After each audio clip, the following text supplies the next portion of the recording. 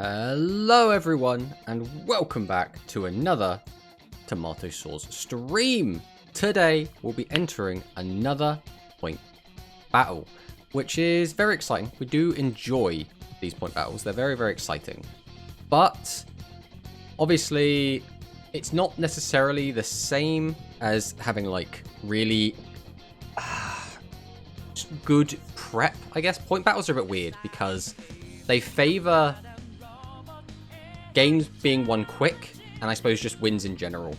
But saying that, yesterday we also did enter, and we went, I think, like half an hour without getting a single point. We were just on like a massive losing streak. And then we still managed to break top 10 towards the end, which I guess just goes to show that it can get kind of swingy and you can just like shoot up. But yeah, today we're going to be playing this point battle, and then we're going to be making a rush tier list just for a bit of fun, because that's all tier lists really are right there. A bit of fun, we can have a little bit of subjectivity versus objectivity and see where we think the meta is. It's always a lovely little thing to do. Let's see who we got in chat. We have Quicks, welcome on in with the great ring fit. We got Drags in, welcome on in. We got Grand Harrier, and we have Dwan. Now, if I'm not mistaken, when I was looking at the room earlier, I saw Dwan is actually in here, hanging out, ready to play. Did I spy correctly? There is a Dwan in here. I'm going to assume that is the Dwan.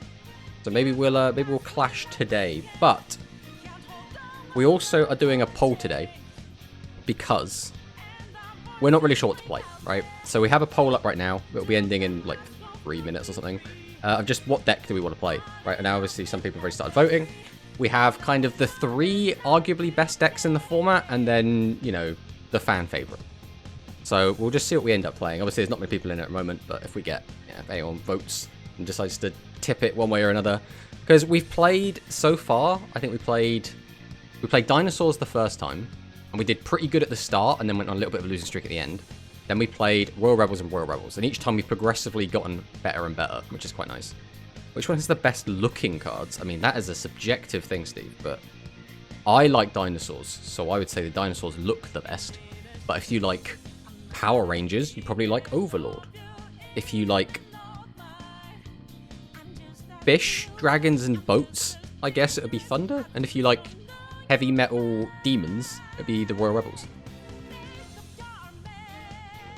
But we have once again hit 100 members in the storeroom, which is pretty hype. The last 2 days have, well, again, as in today and yesterday, were both 100 members, which is really good. Obviously, that means Nanao's point battles are becoming quite popular, which is quite good. Obviously, we're playing them, so. But again, point battles are a weird one. I don't know if they are a good representation of what the meta is overall. I think it's a good, like, it definitely isn't irrelevant, 100%. It's definitely relevant to the meta, because the better decks are still going to be winning a lot. But I think it's a weird one, because in point battles you're favored for winning very quickly. So if you're playing like a very slow control deck, I feel like that might hinder you than if you're just playing like an Unga Bunga face deck. So yeah, if I face you, I'm muting the stream and tab out during the door. I mean, if you want to snipe me, that is complete. I am streaming, right, whilst playing this event. I have brought this upon myself. So if I do get sniped, it is whatever. I won't hold it against anyone anyway.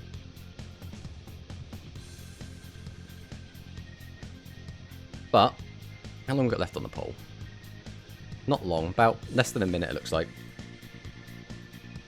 And it looks like Dinosaurs is currently in the lead, so I'll go ahead and just navigate to my Dinosaur deck ready, unless it gets sniped at the last minute. So this is the Dinosaur deck that we've been playing. The main benefit of Dinosaurs is that we can kind of do what everyone. I actually think we're going to change life point gain out. But if we do, we'd have to swap the deck over. Right, we'll copy the Dinosaur deck. And then we'll copy it over to... Doesn't really matter. I guess we'll put it over here. Save this. Then we're going to swap the skill to Hammer Crush Deal. I'm going to take this out. We're going to slam in a Hammer Crush Deal. Hammer Crush. Because I kind of want the extra draw more than anything else. And yet Dinosaurs does win it, so we will be playing this deck. Am I completely blind? Where's my Hammer Crush at? It's up there. I think we'll just rock this for now. The extra 1,000 life points might be relevant, but I want to try it out like this anyway. No, I'm never sniping. That is a man of honor right there. Can't believe the point battle rules are the one thing stopping Bender Break from becoming tier 0. I mean, exactly. It's absolutely ridiculous that Bender Break is being held down as much as it is by this point battle rules. It's absolutely absurd. Welcome in, High Lister. Hope we're having a great time.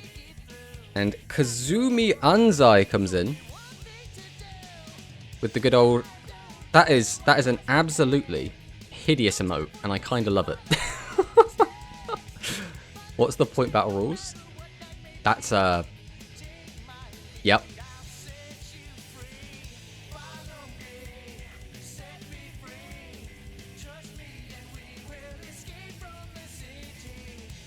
I couldn't tell you.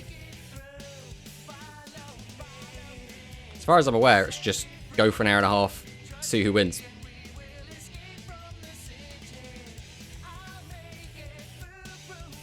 Oh, there we go. Well, let's hop in and see what's going on. And hopefully, we'll be able to get at least a couple of wins with the dinos. Because the dinos are a bit of a meme. Like, realistically, they are not remotely near top tier. Hey, Icy, welcome on in. Right, we're going second, which I suppose is probably for the best.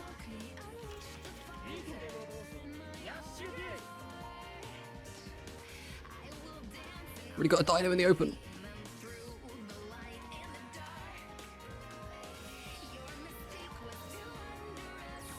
Another PB room, nice. Yes, this is the last one before the GRF, so we're going to see what's going on.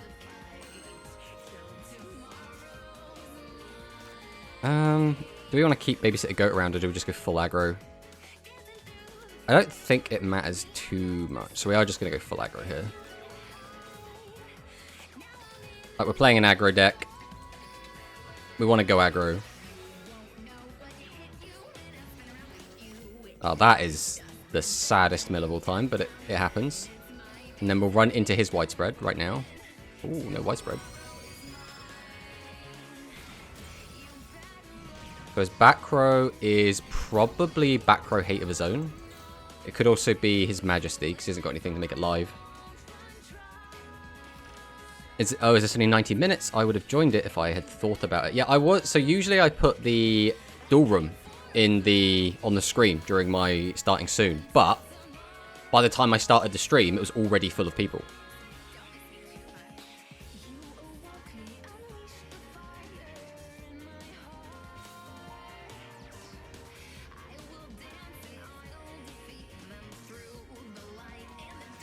Alright, Hell Tuning Invasion. So we're just expecting invasion here.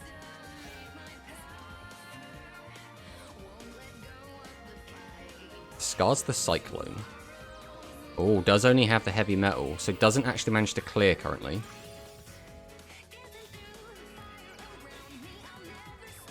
Does fill up the board though, which is a little bit scary.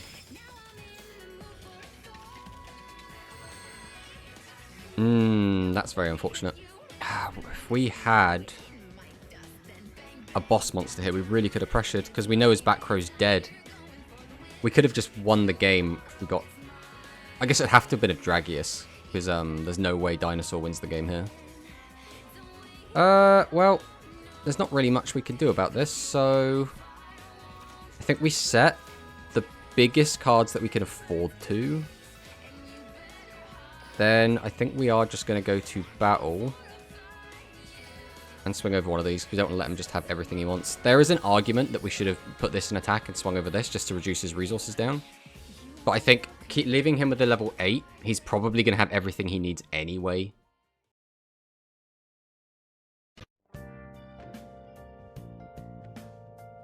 I mean, again, we would have needed exactly Dragius to win there, so it would have been kind of sacky to actually be able to win there, but getting any wins off of Royal Rebels is something that I really want to try and do.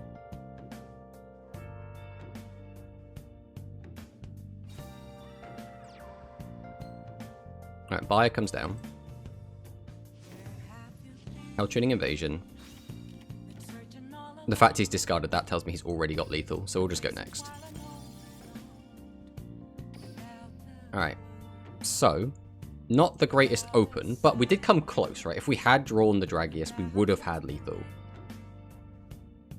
I'm trying to think if there's any other route we would have had to lethal. Even if we had drawn a TSA, we could have reduced down by 16, down to 9, which is still not lethal with a 2500 attacker.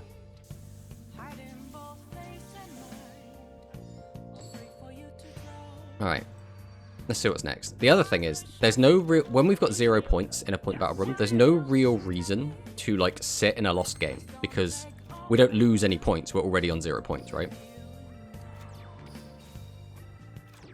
So, like, if you know the game's over, there's no point in, like, waiting for your opponent to finish you off. You might as well just scoop and go next. But if you've already got points, obviously, you know, every point matters a bit more. Alright, Cobalt. So this is kind of the worst case scenario, is letting him go second. This is exactly what we want. So now all he needs to do is not... Ooh. That's interesting. So that means he's going to, what, heavy metal me?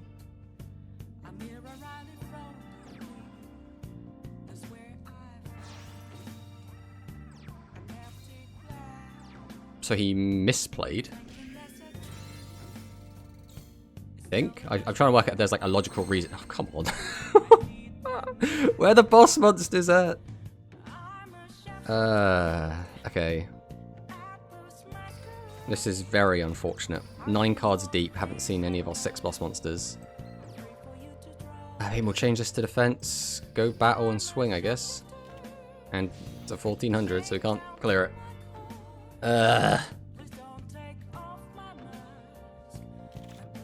So this is Dragius, and what other boss? This is Super King Rex. 2 we're on. We go look at the deck list quick. Super King Rex, who's a bit of a meme, but we do love the dinos, so we're trying it out today. I either draw all boss monsters and no way to summon them, or no boss monsters. I mean, yeah, that's just the way it goes. Okay, he hit the wrong one at least.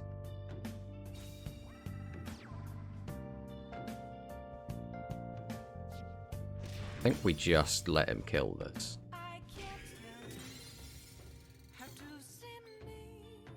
Boss monster? Of course not. Well.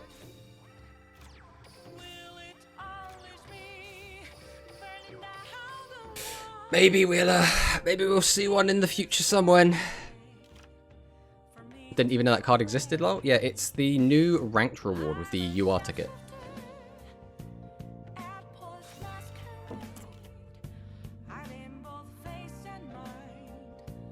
Unfortunately, this is our second game back-to-back where we haven't had, So we pop one, he attacks with both the others, and that's lethal on board, so we might as well just go next. That's 2 games back-to-back where we've kind of been bricked on low levels, and we haven't been able to just see our high levels. The problem is, though, I feel like if you put more than 6 high levels in the deck, they'll just all start showing up at once, and then you'll get bricked on the inverse. Because we've had plenty of tools to help us get the big boss monsters out. We've been seeing, like, the Seahorse Carriers.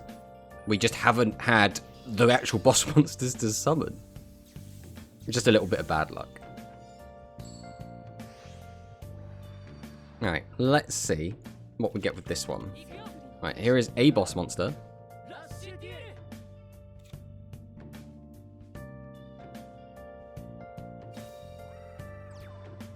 Okay, we've got Light Sork, Light Sork, Light Sork. The triple Light Sork pass play. Alright, this is actually quite nice hand. It's a little bit awkward, because I do want to get both the bosses out. Do I need to? I mean, I could keep Super King in hand, but I don't really see much benefit to it. Alright, well yeah, we'll just do this. We'll just empty the whole hand. That's our play. Tribute, summon out the boy. Activate. Well, there's another boss to grave, which is a little bit sad, but we do have PSAs for exactly this sort of thing. And we'll summon. Summon out the Super King Rex. Straight to battle. Swing. Swing. Swing. It's a weird one, because the other play we could have made would have just been like Dragius plus Vorse, and then just leave Super King in hand. But I don't really want tons of high levels in hand. I think the dinos are at least a big step up to Beast Gear as ticket cards. Double boss, more damage. Yeah, but the issue is that we're against Magnum Overlord, so more damage kind of scary sometimes. Okay, so he needs to summon out another level 6 to be able to clear. Which, like, he's not going to be able to do.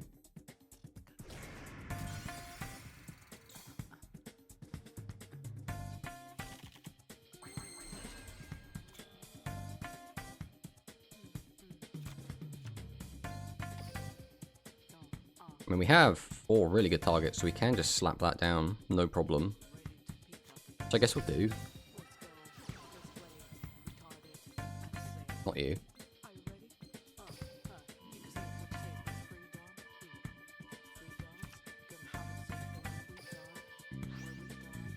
So I don't know what's going to be better. So if we leave this on the field with this, and he summons out Magnum Overlord, he's going to gain the difference in our life, which is going to be about 2,000, and he's going to gain the 8 from that anyway. That'd be 16 plus 2, which is 36, 7,000. So I'd be dead anyway. Which tells me I should probably go on the defensive with these and just let him have what he's got.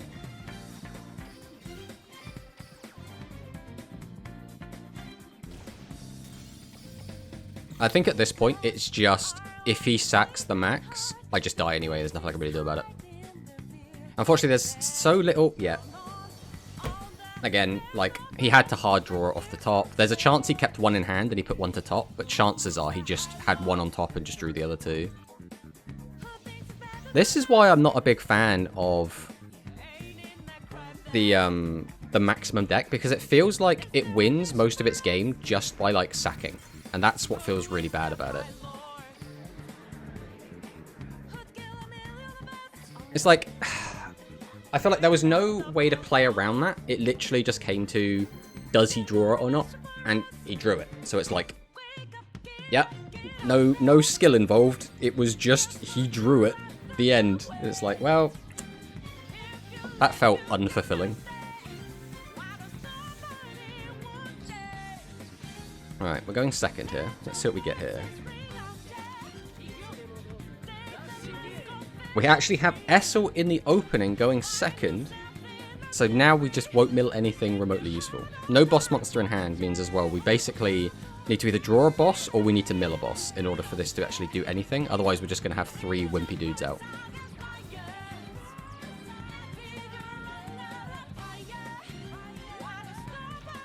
I mean, that does give us more options. No, thank you.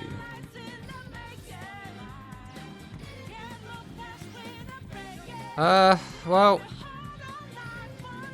we got a boss monster at least. It's not exactly the best one, but like cheating out a Dragius is so strong. Oh, I completely whiffed the fact that he even did that.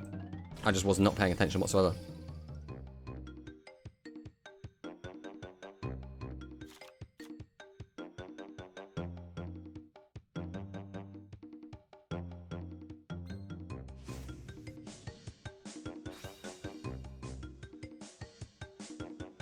Okay. Summon that out. Weaken Rex. Flip up probably an SRM. I know it's just the DMG.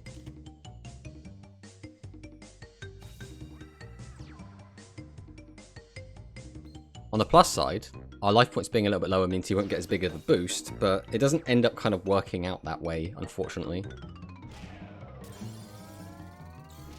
Because if our life points are lower, that's just less damage he needs to actually deal to kill us. Once again, no boss monsters. Well, We're going on the defensive, and then we just need to hope that he doesn't flip the right one up with Torna. Oh, I feel like we've been getting really unlucky these games, you know?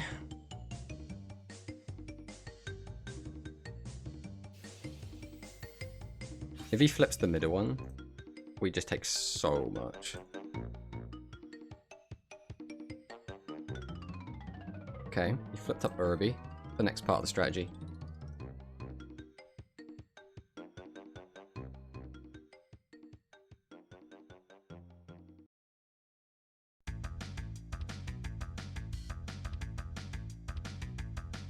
Alright, we're going to go next because this guy's taken too long and we've already got 0 points. And we're in such a shitty position that we can't really do anything from here anyway.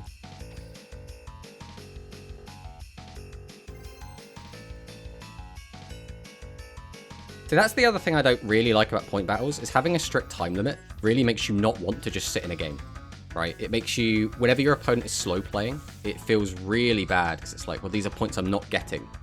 And like, if I'm already in a losing position and my opponent's slow playing, it's like, well, now I'm just wasting time to probably lose anyway.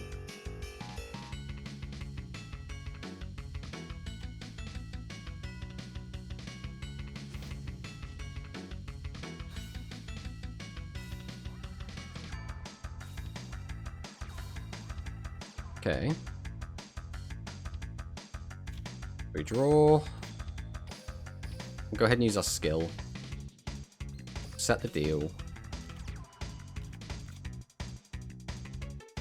Tell you what, let's go next.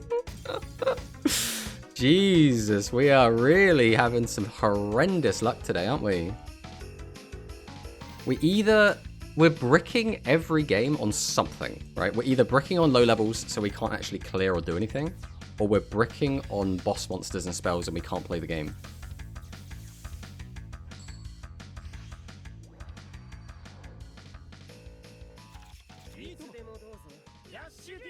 Okay, we've gotten our trap cards at least. In the matchup where they're most important, and we're going second.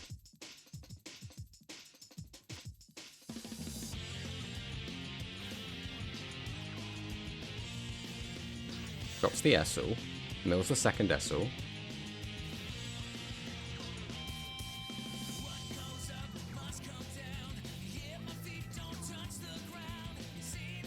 Okay. Super King Rex here is really not very good. I really cannot afford to just leave Rex on the field on his own, because that is just inviting death by heavy metal, and if he does pop the back row, we get super punished. And we'll pass on that. Noticing you match against the same player again reminded me that some point battles have a stipulation that you're supposed to apply a 1-minute queue penalty after losing. Have you encountered any like that? No, not in these ones. Generally, it's quite common to play against the same person in these, like in the Nanao ones, but it's not. It's rare that you play against them more than twice in a row.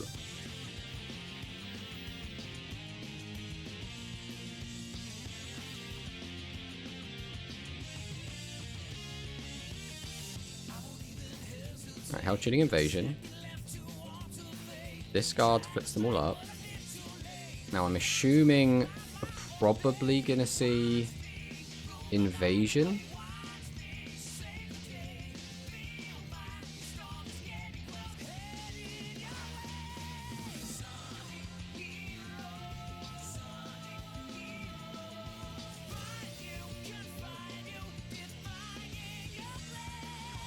I think we let him attack us here.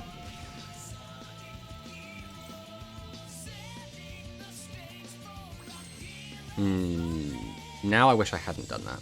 The reason we did that was because I didn't think I'd be able to clear absolutely everything, but we've drawn quite well here. The issue with this hand is we can summon, tribute out, and then get him out as well. I guess we're going to do that.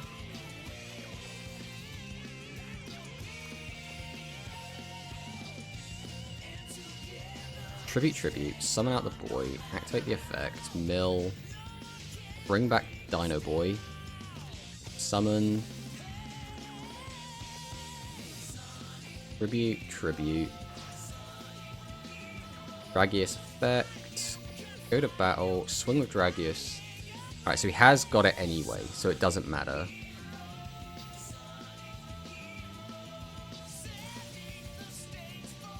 No, we will attack into this. It's only 200 damage. Has he got another? Has he got the Majesty as well? There's no way it's anything but Majesty, right? Yeah, so he did open both his traps as well. So he has actually opened extraordinarily well. Him finding both of his traps, having it be live, and getting the invasion, he managed to stop both of our attacks, which maintained his entire board. But now, I'm very happy that I didn't use the widespread. Because the widespread would have been game if he didn't have any decent back row, but both of his back row were live, and he had both of the best possible cards they could have been. You drew some good cards just in time for them to be able to go Cyclone all the back row. Well, that was the idea was, the reason we didn't use our widespread was because we thought he was going to. We didn't think we were going to clear his whole board, and therefore his Go Cyclone wouldn't be live anyway, and then we could save it for exactly this situation. Playing Cope Dinos, I see. Always, Shui, always. Right, we have the widespread. Unfortunately, though, he's on 51. Which means we would need to draw, like, the absolute God Hand to be able to kill through this. Oh, hello, God Hand. Welcome, God Hand. I appreciate you showing up right as I needed you. Oh, it's so pleasant when you can just draw the God Hand, isn't it? Sometimes you're just better at Yu-Gi-Oh! That's just how it works. Thank you for the follow, JD Scrub.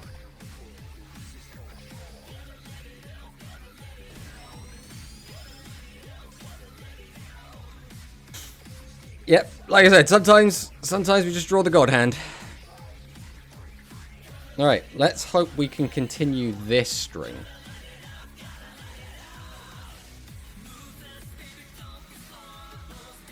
I think, is this the guy we lost to earlier? I think this is. Hey look, the absolute God Hand.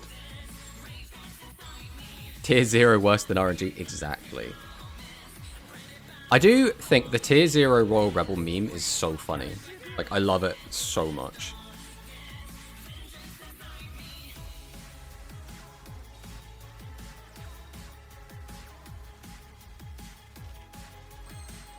Hey, look, it's Urabi. If this was a light, this would have been such a good hand. Like, so unbelievably good. I mean, we still do everything we can, right? So, summon, summon. Tribute, tribute. Activate. I'm debating here if we actually do just hold Dragius. I think we are going to hold Dragius, because it's the same amount of damage either way.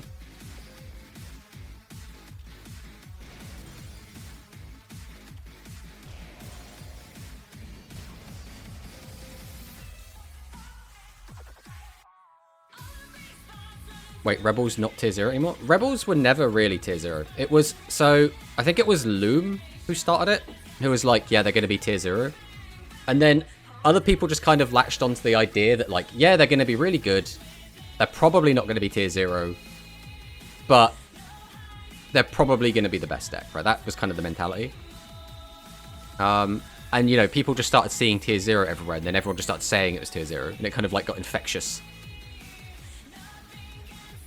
Never has been. Me when I decide what tier my decks are based on the defense stat. Old Dragius is correct since they can be on Thunder. Oh, hey, look, Thunders. Yeah, it's always like a weird... Because I do the same thing in Harpies, where when I was first picking up the Harpy deck, I kept, like, dropping all of my level 5 Harpies just all the time. And I got to a situation where I was like, I don't need to. And just holding mid-piece Harpy in hand is so much better. But, like, the instinct of Rush is, like, empty hand, empty hand, empty hand.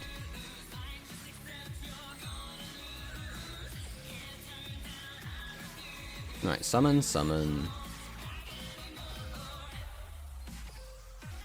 Tribute, tribute. Summon out the boy. Activate effect. Bring back the Urbi. Set 1, set 2. Go to battle, swing.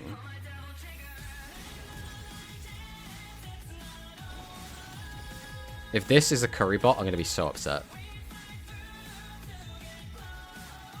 I figured it wasn't tier 0 because, again, I never believe whatever Loom said. He clickbaits everything. I think that's the thing, right? It's part of the YouTube, like, meta, right? Is clickbait is how you kind of... It's how you attract views, right? So I can't, like, begrudge him for doing that, right? Okay. The issue here is...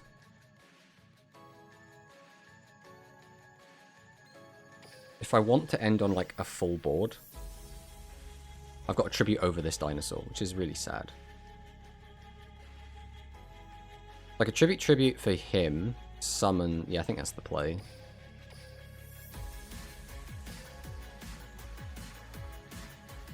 Doesn't really matter what order we do this in.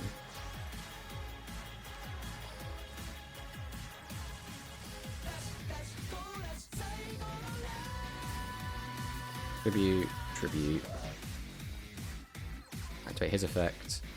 I'm not going to try and pronounce that name, but thank you for the follow. Ah. Wah. Wah. Oh, he's got Recital. Okay. And then we'll pass. So, this was a little bit risky because we obviously have used a lot of our boss monsters. We are ready to put them all back into the deck, but he could start just Ghost Cycloning us here. And because we've used a lot of our boss monsters already, we're not likely to draw many. We kind of have to wait until we put them back in. But this was the only way I could guarantee clear 1,400 butts.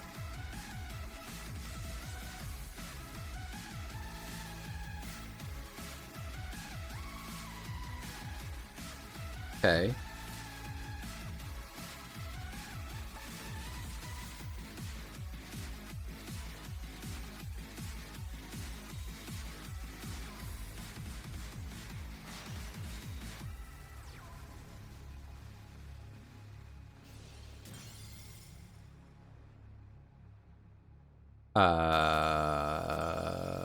Okay. He either misplayed horribly. I think he just must have misplayed horribly either way. Because he had everything he needed to wipe our board. He chose not to.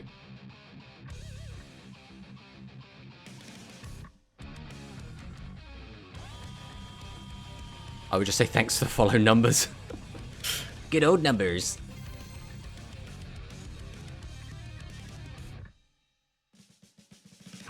Alright. Let's see what we got this time. Yamato. And Yamato is playing Nail. Now, has he got a Nail skill or not? He does, so this is almost certainly Cyberse. This could, though, be Hammer Crush deal. Even outside the Tier 0 Rebel thing, I think there are a general issue with the distribution of information caused by the largest Rush videos all being speed duel players that found something to clickbait. Yeah. I think, as well, some of them are genuinely trying with Rush. Like, I think 5th Rate Duelist and, like, MBT a little bit. I feel like they, like, genuinely, like, really like Rush and they're trying to, like, learn it. But yeah, a lot of the others, I see a lot of the others almost have, like, sponsored Konami videos. And then they'll play it for that video and then never care about it ever again. But, you know. Okay. We'll take that win. See, after a massive losing streak at the start, we're now in 7th place. That's just how point battles go. Sometimes it just gets really, really swingy. Only thing I clickbait is free-to-play Harpies, which wasn't actually bait. The deck was hella free-to-play. I mean, I'd be lying if I said I didn't latch on to clickbait, right? But I try not to... I do my best to not spread misinformation, right? Like, in my latest tier prediction video, I had tier 0, like, on the thumbnail. But during it, I said, I don't think this is tier 0. Like, I haven't actually played with it yet, so I don't know. But I really don't think this is tier 0.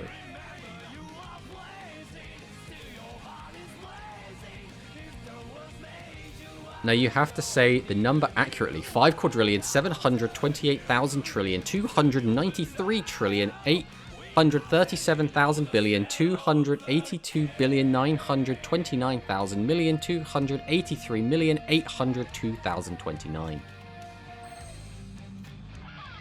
Yeah? So we're against... This is awkward. I don't really want to shotgun Dragius into this if I can't even full clear. But at the same time, I don't really want to leave Dragius in my hand. I think we're gonna no matter what, it's a risk, right? If we slap it down, it can just get cleared really easily. If we leave it in hand, we could brick. So no matter what we do, we're in a weird situation. Okay, and we're against Harpies. Okay, Harpies, all things considered, I think if this was Thunder, it would be scarier. We definitely still could just lose to this, right? 100% we could still just lose to this. But especially against this deck, I would much rather save the Dragius. Because Dragius can clear pretty much everything in this deck on its own. The only problem with that is it is very, very susceptible to... God, what is the trap card called? The Pigeon Trap. I always forget what it's called. Rolls off the tongue. Okay, his Sisters. Doesn't have enough to use its effect at the moment. I would have been tempted to fire off SL effects. Especially in Harpies. Right, boosts up. Are we only losing one monster? No way we're only losing one monster. Not the Pigeon Trap! Exactly, Alpha.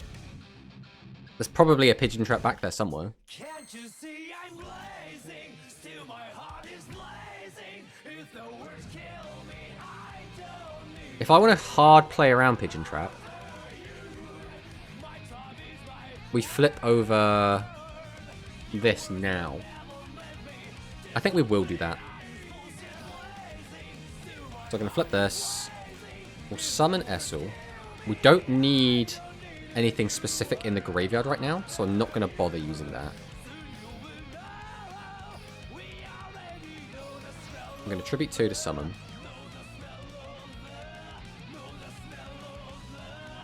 Now the question is, are we summoning the other Dragius? I think we always summon these. We always use this. The number of attacks don't go up. I think I'd almost rather just hold it, to be honest. We'll go to battle. We'll see if he has it. So now he's going to flip over Widespread Ruin. If he hasn't got Widespread Ruin. If he doesn't flip Widespread Ruin now, that means we know he's got Pigeon Trap. Hearing Pigeon Trap. Counter Pigeons, there it is. Pigeon Trap.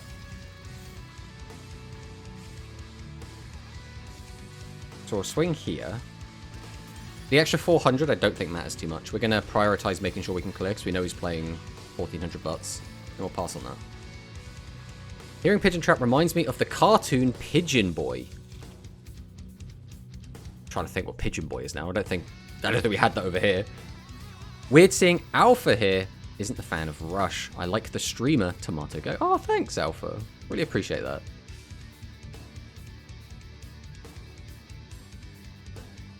Hopefully, we can make you proud and do at least try and end top 20 in this duel room. Sword and Shield would go crazy. But it was just the lane pigeons instead. Yeah, that is, I must say, one of my greatest weaknesses in Rush, other than everything else, is I always forget about Sword and Shield. And I've run into Sword and Shield probably at least twice in the last week, just being like, if it's this, I've countered it. If it's that, I've played around that, I've played around that, I've played around that, and then Sword and Shield is the last card I didn't play around, and it just completely murks me. Unfortunately, we've lost our TSA, which is the other way to play around counter pigeons.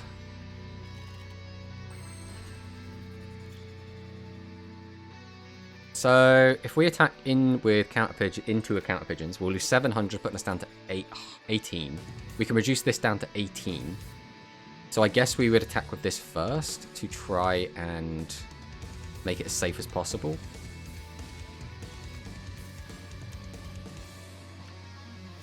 So normal. Activate Light Sork, sank.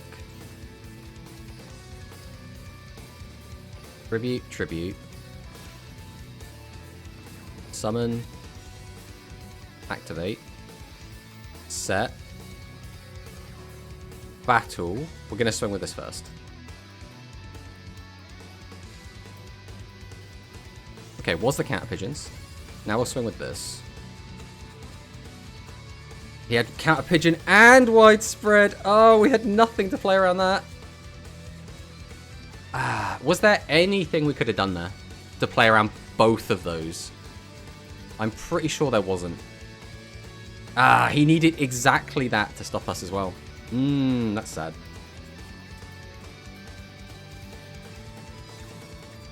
Now, I always forget the trap, and it tilts me even more when they get the spell back. Oh, yeah. Don't think I've ever seen that effect be used before. I've had it come up a couple of times, but not very often. Ooh, here's the big boy. Sword and shield is the equivalent of drowning mirror force in speed duel. You never expect it, it's always there. Good morning, I can't kill anyone. Welcome on in.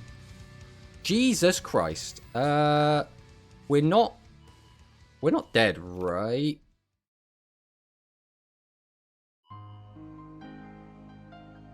No, I think that's exact lethal.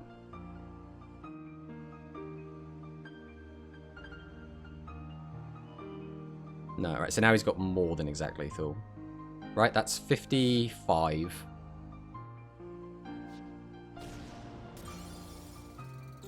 Yeah. That's a shame. That is a shame. He needed exactly... It's funny as well, because I think... I might be wrong, like, mathematically wise, but I think he needed exactly that combination of cards to have enough damage to kill us through our trap card. And he needed those exact back row to stop us from killing his board. Or, at the very least, like, he could have had a Recital, which means we would have kept the Dragius, which means we would have had enough to block damage coming at us. So, like, everything had to go just right for him. But, to be fair, we have sacked at least one person today. So, it's about time we got sacked as well. Now, this hand, on the other hand, is not looking great for us. Because we have to do something we really don't want to do. And that is just dump a bunch of shit on the board.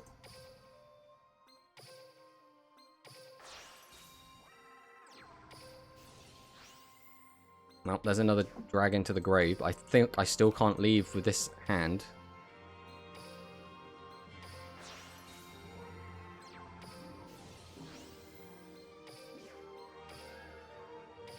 Well, we managed to sort out the hand a bit at the very least.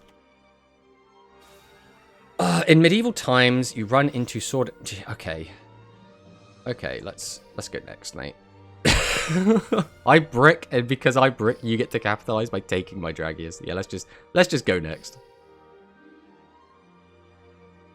Sword and shield. Just remember, sword cuts paper, paper covers shield, and shield crushes sword. It's that easy. Yep.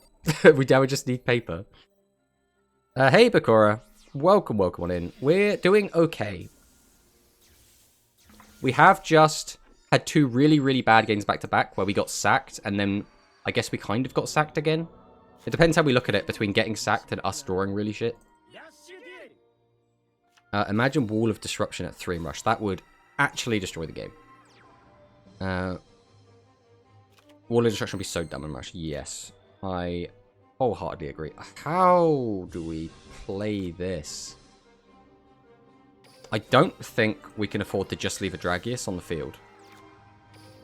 So I think we are going to do something like this. And then we'll pass.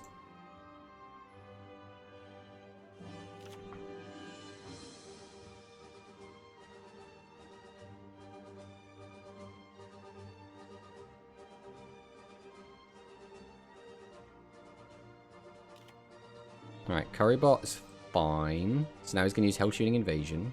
The issue is Royal Rebels, their main detriment is that they need to invest so many resources into actually doing their plays.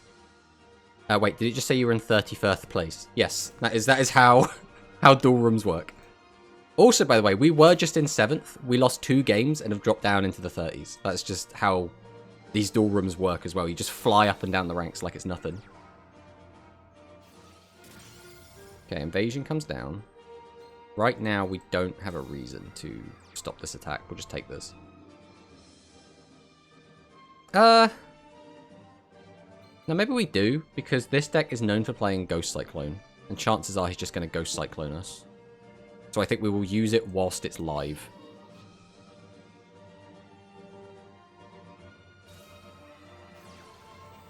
Konami too lazy to fix it.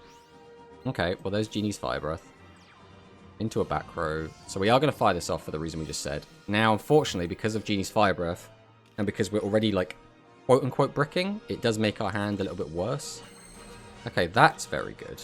Unfortunately, the card in our graveyard is not an Aqua, so we can't get any value off of this.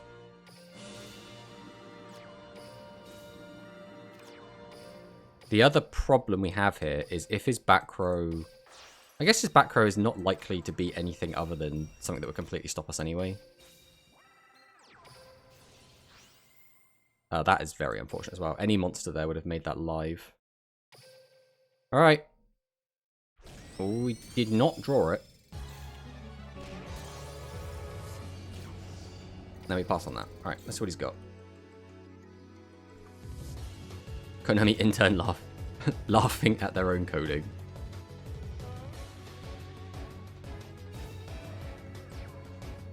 Okay. So because we have two monsters, he can do the full combo with Buyer.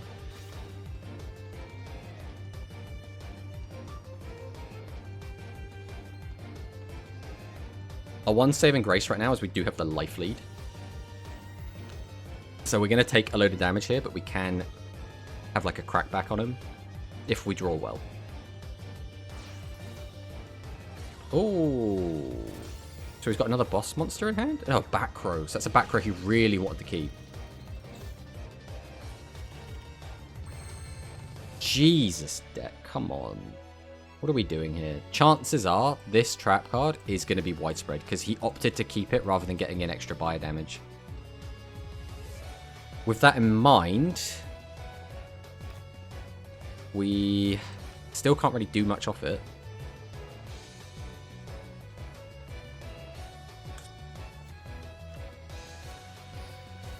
Right, we'll summon.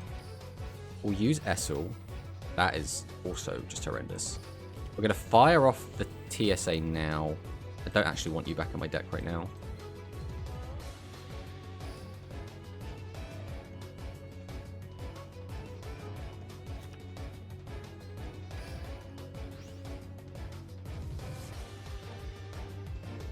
So it comes down to, do I want to guarantee this thing's gone? I think I have to try that.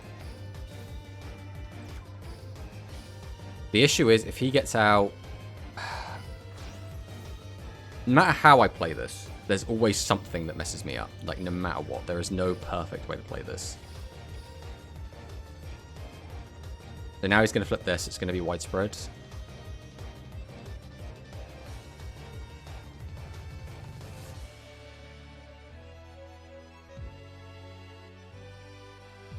It has to be widespread or Majesty. Yeah, it's widespread, okay. So we did manage to clear. Now the issue is, this loses to Royal Rebels Heavy Metal, but if we had done the other plane, summoned out Dragius, and he had still popped our Dragius, it's still just loses, right? Because he has a 2300 guy that can just attack directly, and then any other boss monster off the top, or anything off the top even, just kills us. Yeah. Again, there was no way to play around this, so... It is what it is, unfortunately. I'm still annoyed we didn't get Apologems for the Graveyard Bug yet. That is actually a bit of a piss take, in my opinion. Double Dragius, lost so many duels because of it. Are these the only good dinos? So, there's only like 5 dinos in the game, I see. There's the boss monster, the level 6, which you can do some stuff with, but I don't think it's worth the deck space. The 15, which is actually good, and then it's Mammoth Graveyard and Little D, which are, you know, useless, basically. Jesus. We're really out here opening all of the boss monsters or none of the boss monsters, aren't we?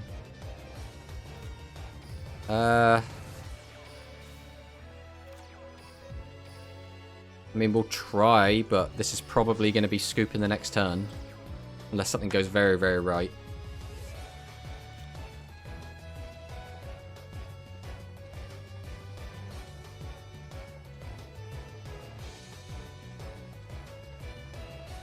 It's so weird as well that we're now in a meta because of all of the new skills, right? We basically have ways to get things out easier. So like Cybursts have Ragnarok to cheat their guys out. We have Overload can cheat their guys out. We have... Okay, this is playable. There are just so many decks right now that can cheat boss monsters out. And because of that, it makes just hard tribute summoning out monsters feel really bad. Alright. 0 defense. Low defense. Get him for 5k. So this looked utterly unwinnable. Chances are he's probably got 2 maximum pieces in hand. And he's just getting greedy, trying to hoard them. And hope he just hard draws into the last piece. I don't know why else you would keep 2 cards in hand. Goes to the reset runner, mills the legend spell.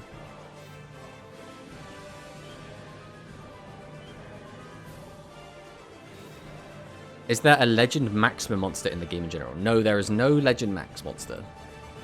Legends are basically all old cards. Like every time there's a legend... Oh, we did just hard draw the max then, okay. Legends are basically always like a speed card that has just been put into Rush. And it then becomes a legend.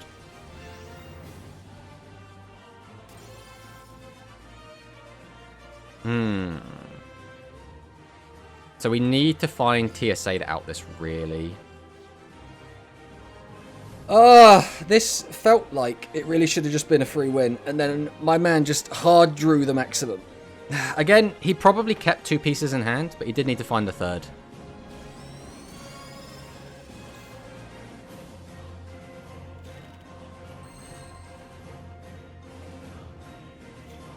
Light Sork, realistically, even if we had 2 of them, we could reduce by 12, which is not enough. So, hoarding it doesn't do me any good whatsoever.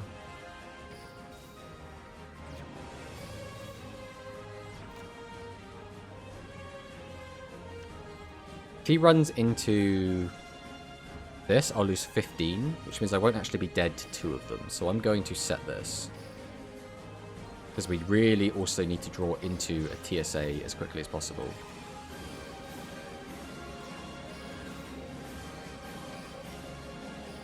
Then we'll pass.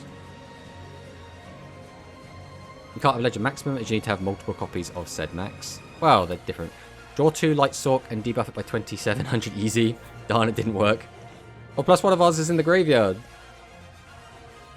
Well, now 2 of them are. Before one of them was. Karma Cut Legend Trap when?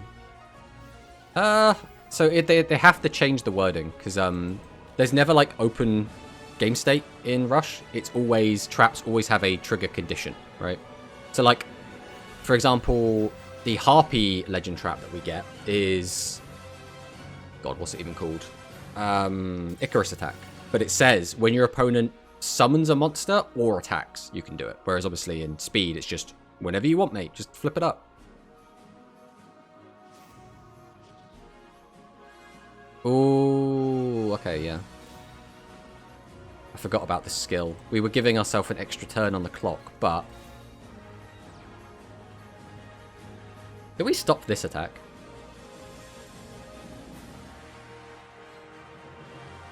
I mean, I guess I do. The reason being that having a 25...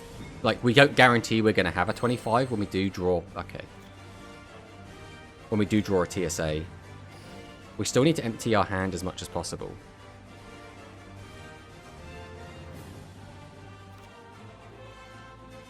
So we'll set. Set. Tribute, tribute. So, because he can use his maximum Ragnarok skill... There is no reason to try and delay, right? Because he can kill us in 2 attacks either way. He changes this to attack, reduces it by 8, puts it down to 17, attacks over us for 23. So no matter what, we die in 2 attacks. So we might as well set this just to have an extra chance at the draw for next turn being the TSA.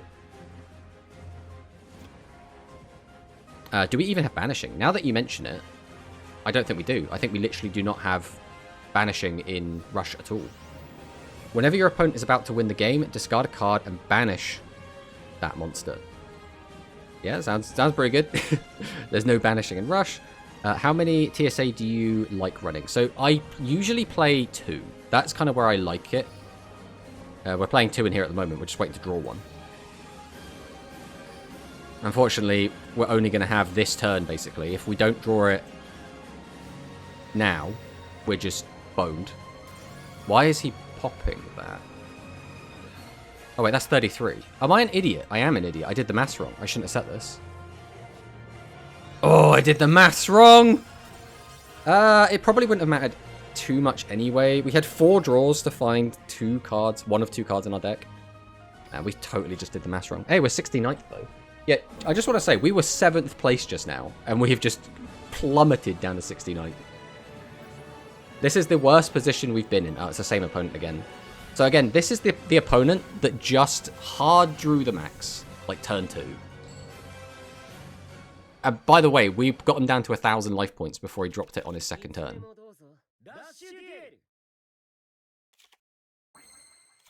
So, fingers crossed he doesn't just do that again. I don't think there's really much of a point in keeping that around.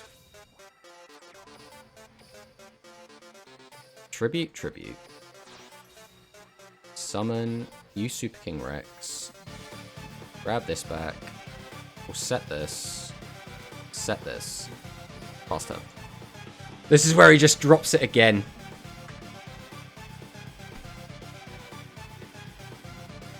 Imagine if Konami decided to show lose streaks. Oh, that would be the most demoralizing thing of all time.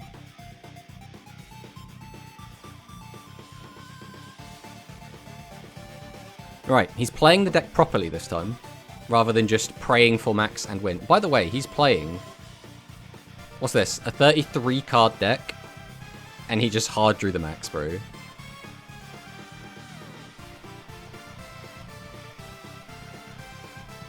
I mean, I'm gonna protect my dinosaur. No.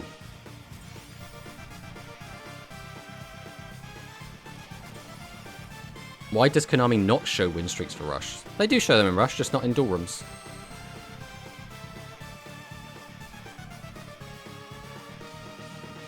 Do we have our graveyard set up? We don't have a light aqua yet. There they are. More tribute. Tribute. Summon. Set. Activate. Activate. Battle. Swing here. Swing here. Swing here. And swing here. There we go. There's our revenge.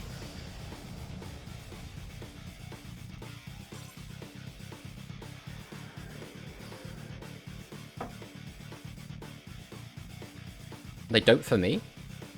I get win streaks, I can tell you that much.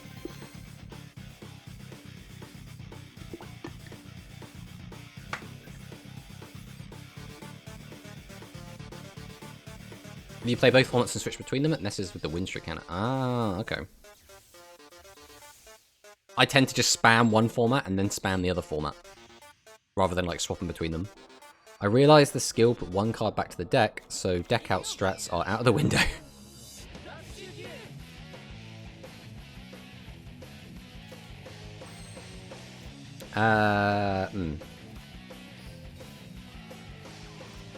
All things considered, this is not a terrible open.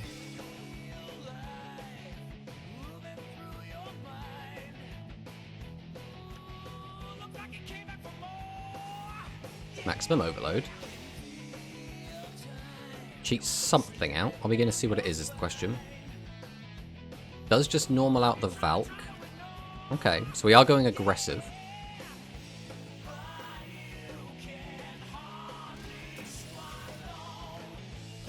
Does get to full clear, which is pretty good to do considering we had two 1400 defense. Now. We can't really go aggressive. And then it comes down to what do we want to maintain. We definitely want you in the grave. I think we value hoarding these two. So I think we actually are going to set both of the light sorks. Until he draws a Tawna, we don't really have to worry about it, right? We can just sit here and wait until we draw out our boss monsters.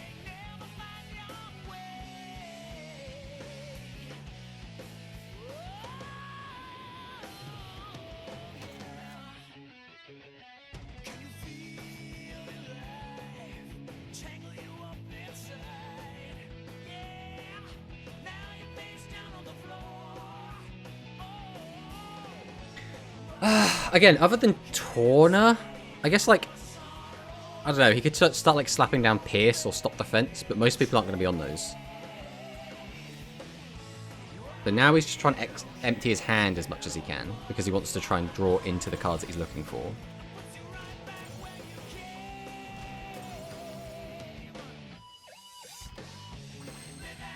Unfortunately, still no boss monsters, which means, you know, Sod's Law, we're going to draw them all out at the same time.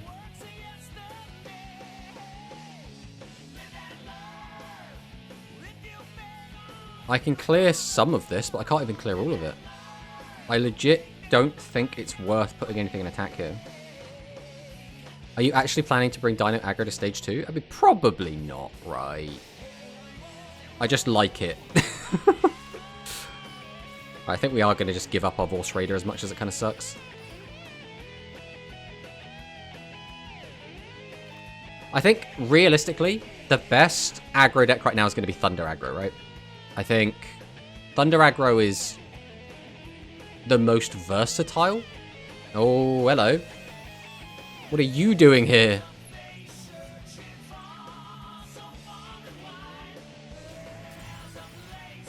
This seems very strange to me. I'm not sure why you would shotgun this now. Too bad we can't actually do a hard punish. If we just had a Dragius, we just win the game here. I mean, do we just, like, kill it, or do we just leave it? He doesn't have any back row, which makes me want to go in for a push now. So I think we're going to do that. So we're going to set. Tribute, tribute. Summon. Flip this up. We're going to go ahead and use TSA. Put back 1, 2. Don't really need those back. 3, 4. We don't want you in grave, really. Or in deck. Okay, we'll do this.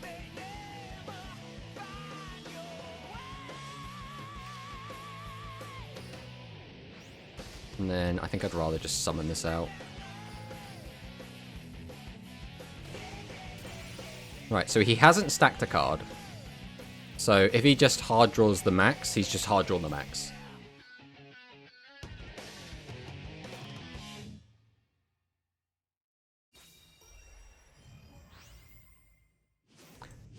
I mean, let's never say never, right? We're not, like, definitely not bringing dinos.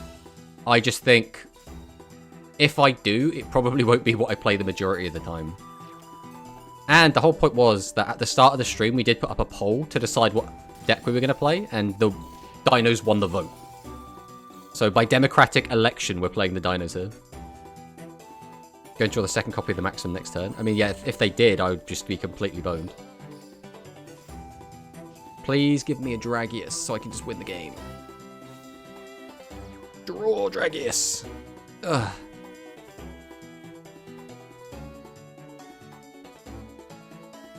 We can reduce by... I can put him on 100 life, bro. Are you kidding? No, we just kill. I'm summoning both of these either way. So, that'd be 12 off of this.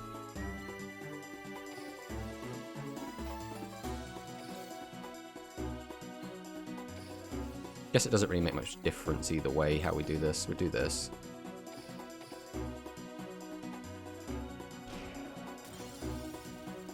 We could have put him... Ah, of course. We could have had him 400 lower.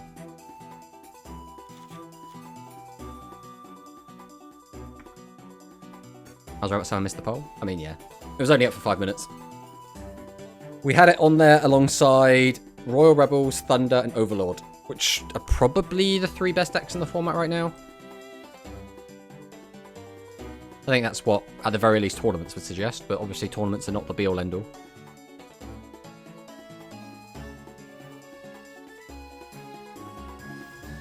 Maximum Overload. We could just die here. But, I mean, I guess we could just die all the time. It's got 2 SRM in grave currently. Which means we have 1 left in the deck. Our back row is dead and he knows it.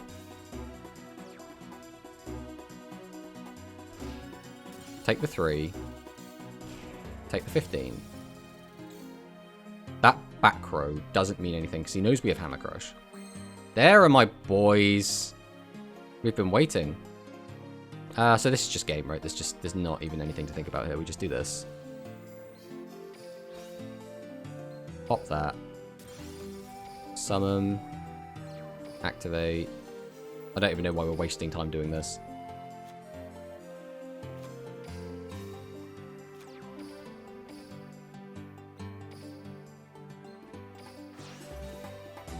Right, we're just going to battle. We'll just swing over this.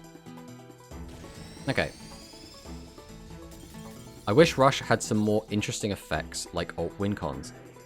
Alt win conditions are a bit weird though, right? Because even in speed, alt win cons are not really seen very often, right? Like, Exodia showing up in a tournament is like a really big deal.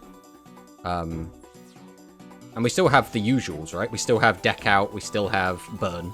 Like, both of those things are still things you can do. Not necessarily in speed or in Rush Duel Links yet. But both mill, or both deck out and burn are viable strategies. I say viable. They are playable strategies in physical version. Just found out that more banana is growing. So now I'm happy. Just found out that more banana is growing. I'm not sure how to pick that apart, you know? I also completely missed which monster he distributed.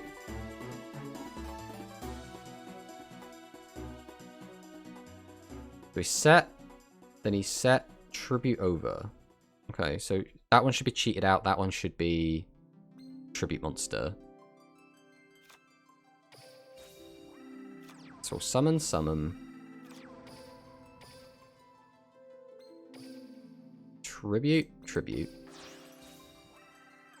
Activate. Summon. Battle. Swing. Oh, okay. Did I make the wrong decision here?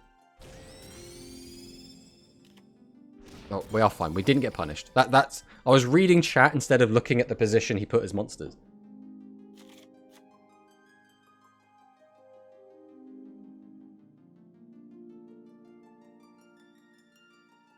Is this it? Is he just hard drawn the max again? Runic deck out is by far the most common win con unless you consider burn. Oh, burn and mill have been part of the game since the dawn of time, right? The very first tournament I ever actually won, like, again, did just hard draw the max, bro. Come on. Come on. So we can just put everything in defense mode and just bide our time here. But this is going to become very tedious.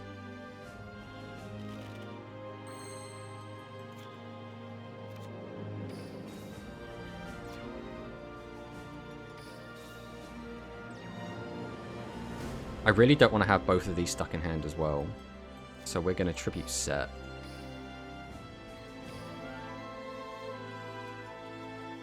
Get rid of these. Then we're going to set this. We're going to pass. All right.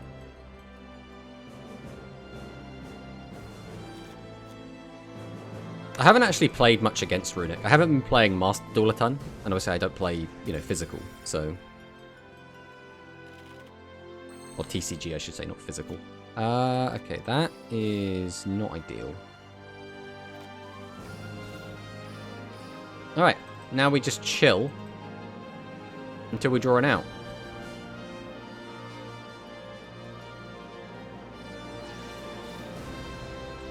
Okay. So the middle one is the only one that's really bad for us. Okay, that's the best for us. Goes for the overload, discards, brings out that, which is probably going to be a SRM. Then uses the shield and sword. Then flips that up, going for a lethal push. But we do have the widespread. Now he puts one max piece back on top. Takes the middle piece. Fine.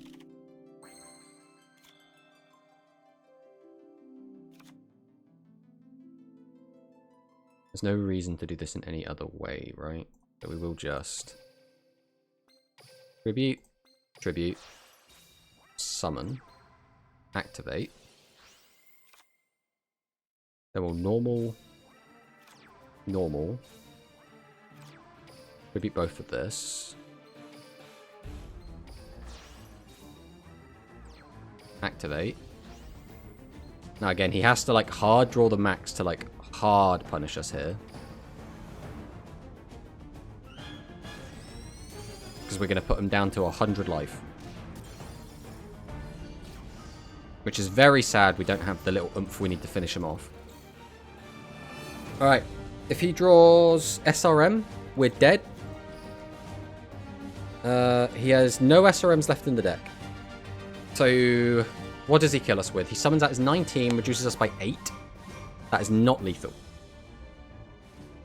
So I think it's max or bust here. Okay, no max. It is bust. Runic is a bad experience facing as all their spells just banish your deck. I mean, yeah, that's never like particularly fun, is it? I think it's one of those things as well where alternate win conditions are really weird in Yu-Gi-Oh! Because you always find yourself in a situation where generally if you're playing for an alternate win condition, you're playing, change your playmat. Or what playmat do you want us to use, Sky? Because I think you did redeem it last time.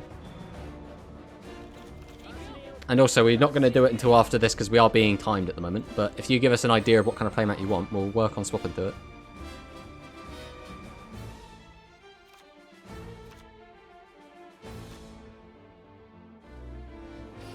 And we'll set, set, set, set, and then we'll pass.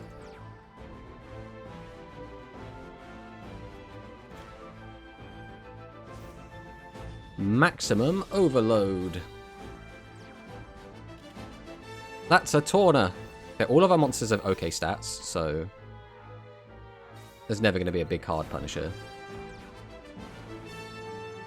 Boom. Boom.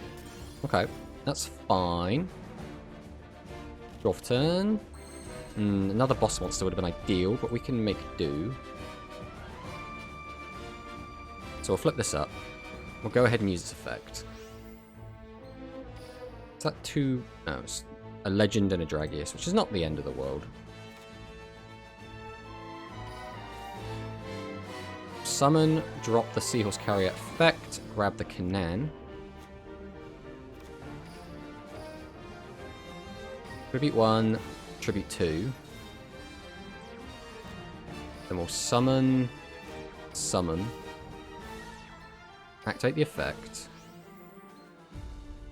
I'd really like to have the right guy in the grave, but he's just not there right now. Unfortunately, we don't really have a good way to play around the max. Swing, swing, swing, swing. We have to get his life points low either way. Although, do we? We could just swing, swing, swing. Not attack directly. That's probably our best shot at survival here. I do want to get some damage in. Either way. 1400 defense is annoying. We had to clear the Tawner either way. So now if he slaps it down, he can gain +7, +14, +17, which is 31, which puts him up to 67. Oh, but is that just game if he was to do it? 67 over my 400 guy. That would just be lethal, right? That's so crazy how it can kill you from such low numbers. I think we do use widespread here. We're not going to get a better opportunity, and now he can't kill Dragius, which is so big. Alright, if we can just draw the Hammer Crush. Okay, no Hammer Crush, but that's fine. We can get Goat into Grave, which is the most important thing right now.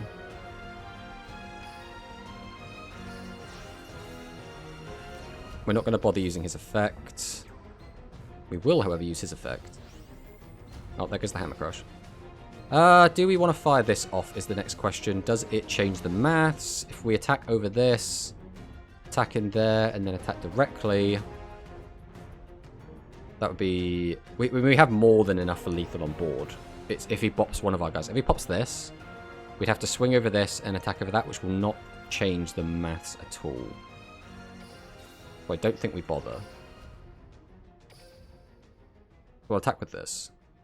And yeah, he has got the widespread. Which does mean there was nothing we could do realistically to get anything more in. Then we'll pass. And now we have our trap. I don't remember the name of the one you got from the code. Oh, so you want the animated one. Is it the one that he's using? Because we can totally swap to that.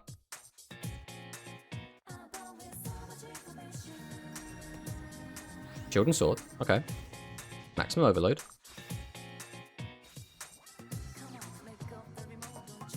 Weakens that. Goes to the Tawner again. And the SRM.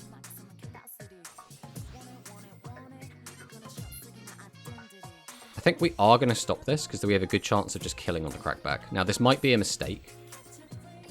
But we have 2 TSAs. So if I'm able to maintain like this 15 at the very least, we can weaken both and just try and get in for the kill. That's very good. So the best option here is going to just be... Doesn't really make any difference, does it? We'll just summon. Summon. Tribute, tribute. Summon. Flip over the TSA. Maybe I don't want all of this.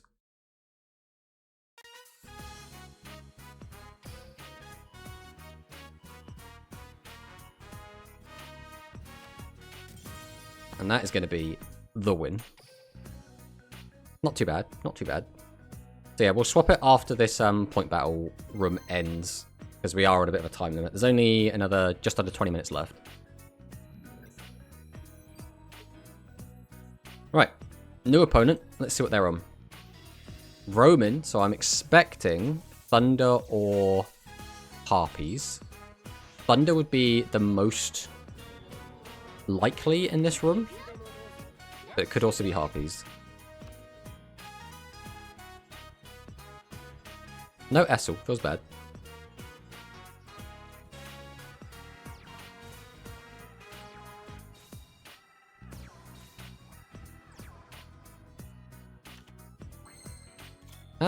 Okay. I guess the question here becomes... I mean, we don't really want to leave him with a bunch of stuff. So I think we are going to get aggressive here.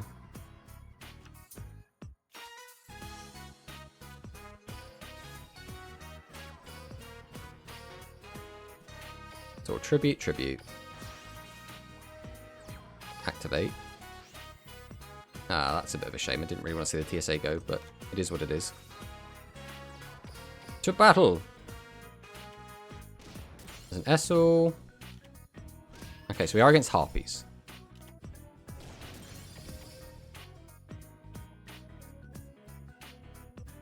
Harpies will quite easily be able to pick this board apart.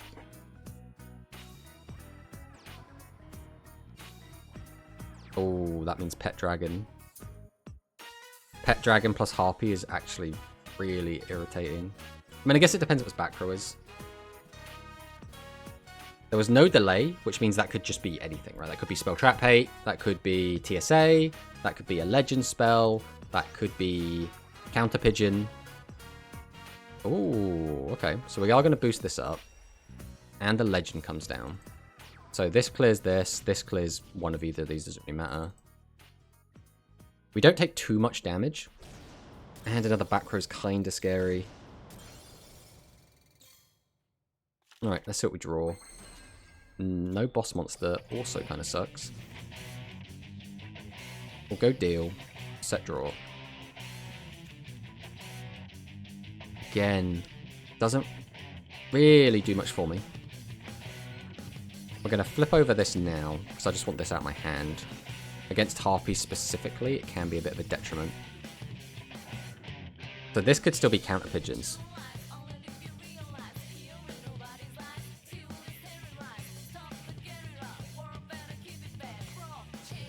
So we're going to set.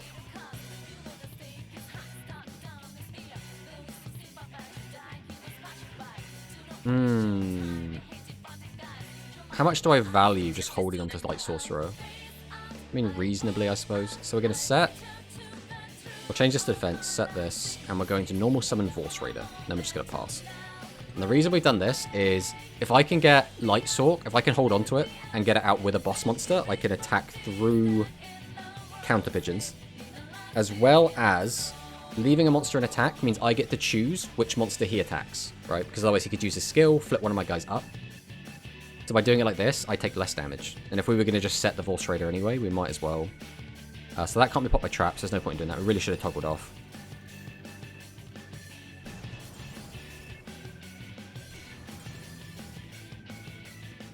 Exodia and Rush would be cool. I don't know if I would like Exodia and Rush. This is a really, really weird hand. I can't just keep doing nothing forever. He's going to get some damage in either way. So now it comes down to, do I try and kill two of these? The only problem is they're so low level anyway that TSA doesn't even actually accomplish much here. I think we just set everything, to be honest.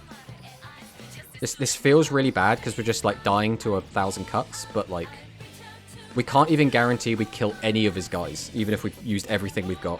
We need to see a boss monster. And the issue is, when we do get our boss monster, it's been so many turns, he's going to have Widespread Ruin anyway. So we need like a double boss monster play. Vorse Raider, how do you get that? It is a UR ranked ticket reward. Again, there's nothing we can do here, so we might as well just toggle off, let him wail on us. We just need to draw boss monsters, but not all at once. We just need a nice steady stream of boss monsters, and then we'll be good. See, that is a little bit what we were afraid of, because now if we drop... We can't drop a boss monster and not do anything with it. I could just flip this over, make this 0. I could flip this over, weaken this. Right, we're going to do this. We're going to flip over TSA. We're going to put back into the deck you. I don't want you. We'll put you back in.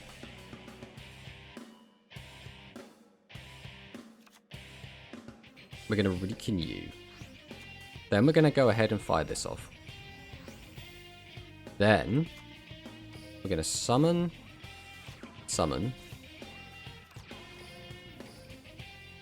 Drop Rex. Then we're going to use Rex. Bring back Urbi. Then we're going to go battle. And we're going to see if Urbi can clear. Okay, no delay whatsoever is really big. So we did it like this because this plays around Widespread, because we had to get rid of that.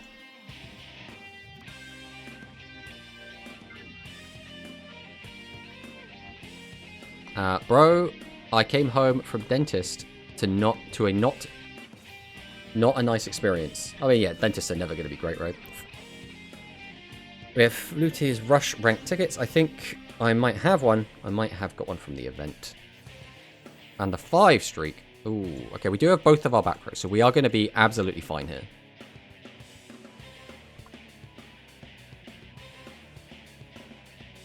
I don't think anyone truly enjoys going to the dentist. Let's put it that way for sure. Okay, Harpy Lady comes down. Steric Force, so no sisters potentially. Battle phase.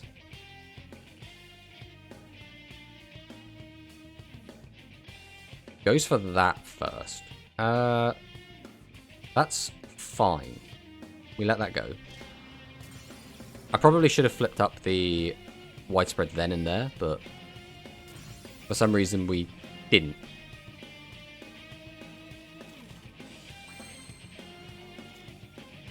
We've got 1, 2, 3, 4. So we can double Dragius and then have nothing else.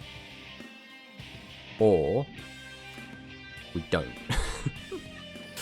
Right, we'll summon. We'll go ahead and activate the effect. Weaken this down. We'll summon. Tribute 1, Tribute 2. Oh, why did I tribute the Urabi? That was just really stupid. We just gave up 100 for like no reason. Unless we're going to tribute both of these off anyway. If this clears, this gets in, it's death anyway. I think we do summon out the second Dragius. And the reason we're doing this is because he might have counter pigeons, and counter pigeons does not beat double Dragius.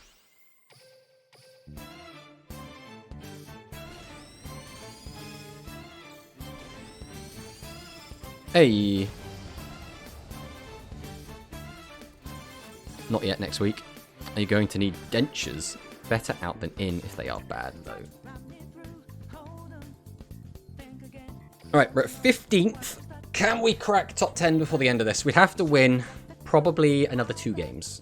Can we somehow try and win 2 games? I'm not thinking it's going to be super likely, but if we can crack top 10, I'll be very, very happy. If we just end top 20, I will be satisfied. Especially considering we're playing dinos, right? Now, it is still just an aggro deck, but it's like subpar aggro deck, I guess, is the way to think of it.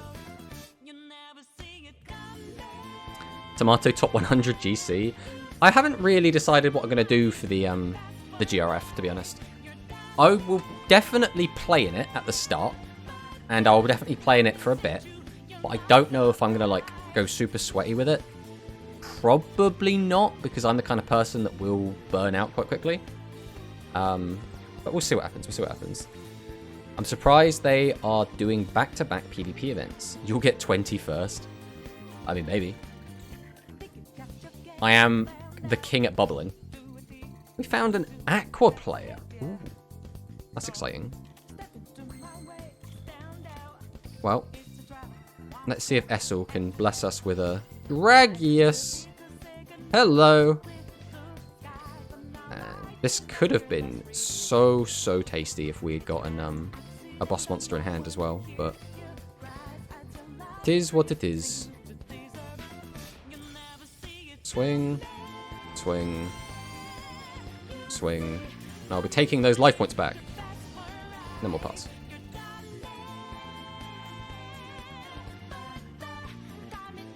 I completely missed that. Did he use a skill? Was this skill the party skill? It was set party. Okay.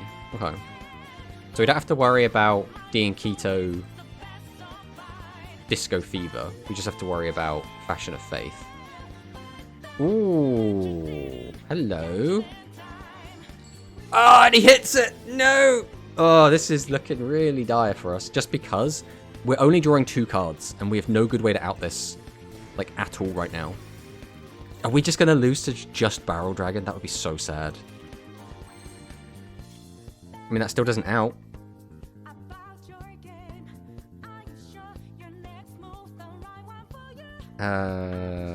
Do we just Tribute set it out just because we need to draw into outs?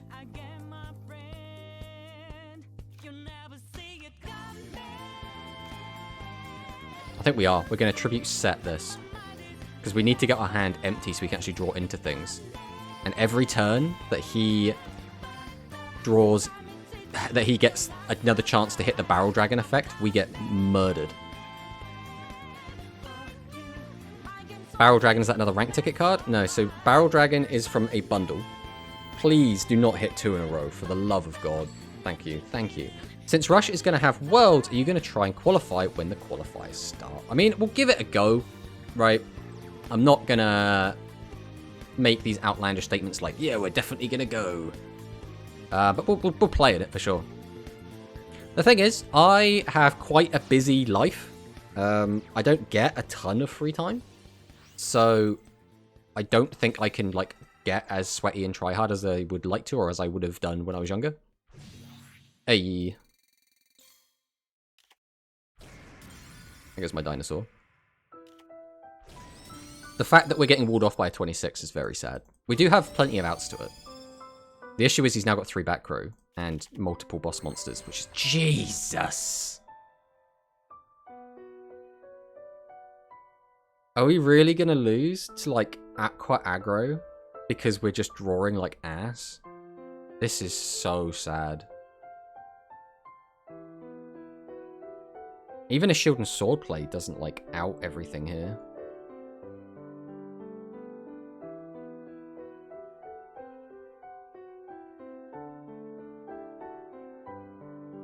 Do we have to go aggressive is the question. If we don't do anything, we're just going to lose anyway. So we're going to just get aggressive. We're just going to say, screw it, let's go. So we'll summon, use Carrier, take back Kanan. What's even in our graveyard right now? We got plenty. So we'll fire off the TSA. We do another one, we're putting everything back.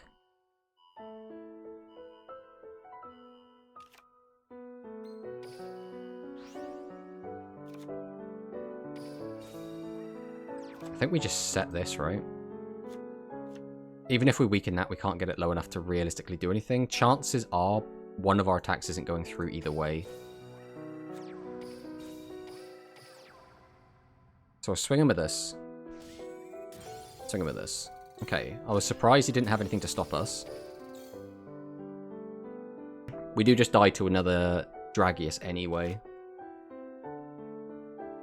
Barrel is good, even if you miss, cause it's 100 extra attack. I mean, that's the reason it's becoming a problem for us right now, is we haven't seen any of our Sorks to weaken it.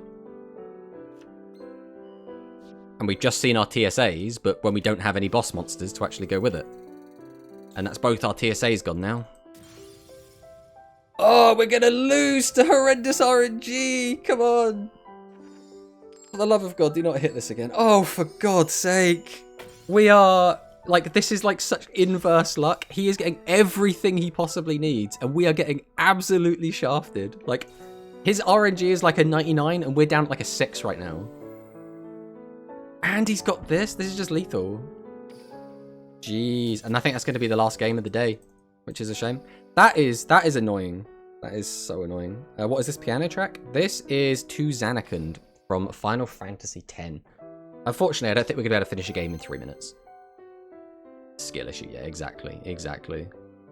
Oh, that is such a shame. We lost to a deck that we should beat 99 out of 100 times because the RNG just really shafted us. Like, really shafted us. But I suppose that's Rush, right? Sometimes you will just randomly lose.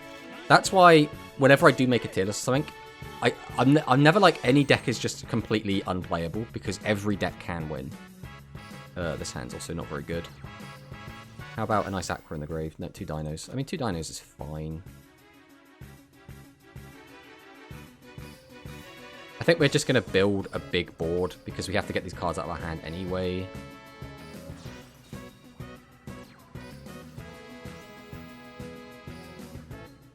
We'll just put it in attack, why not? And then we'll just pass on this.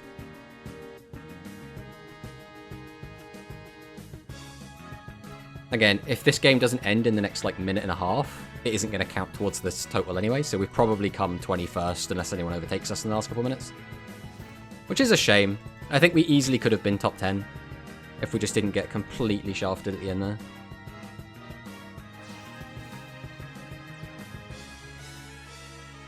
Oh, and he's got... I mean, there's no real punish here. Right, we are going to lose a lot of life points. As long as we draw a TSA or a Light Sword of Sanctity, though, we are going to be completely fine here. We've got 1 in Graveyard, which means we have 4 cards in the deck that we could draw to easily clear this heavy metal.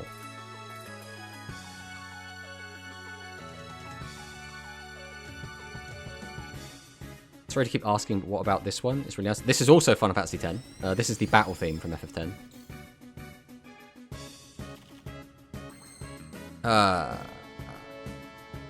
Another boss monster here would have been so good.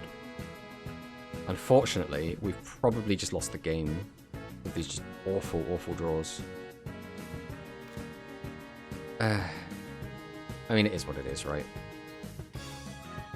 We don't have an Aqua Engrave. Realistically, we're going to want to end on that. So we'll summon. Summon. Is it worth sending anything to Graveyard here? We don't have thingy yet, so we will. We'll use this as well. No, still no Fiend monster.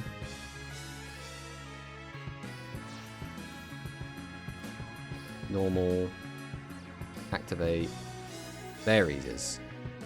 Then we'll go to battle. Swing over this.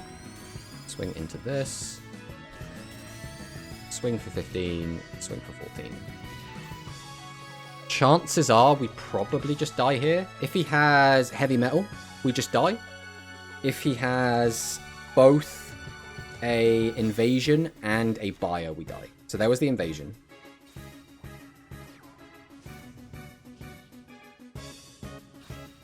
Flips that up.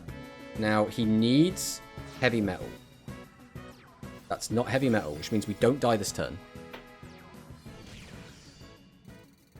There is a slight hope. Okay. Oh, this does give us something we can do at the very least. So we'll go ahead and use this. Grab this back. I don't think it really matters at this point what we do. So we're just going to go balls to the walls, right?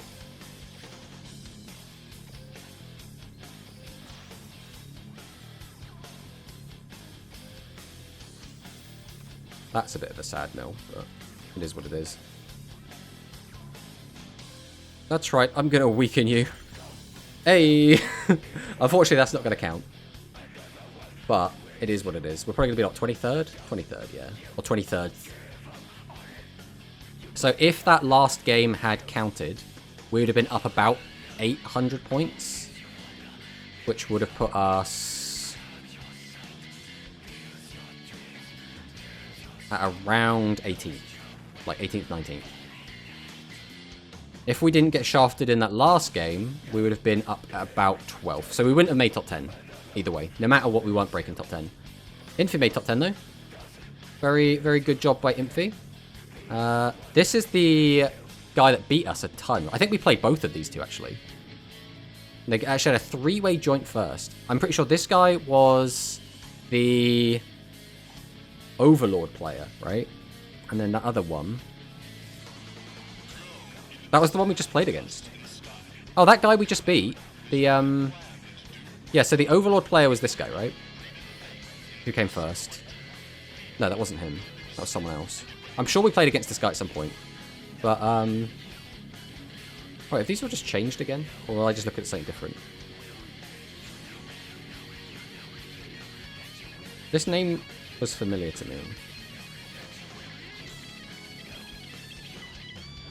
No, I have no idea where it was. I don't know what I was looking at. I don't know where they ended up. That's the problem, not being able to read Japanese, right? I have no idea. Any playlist? Playlist. I mean, I can link you the playlist if you want.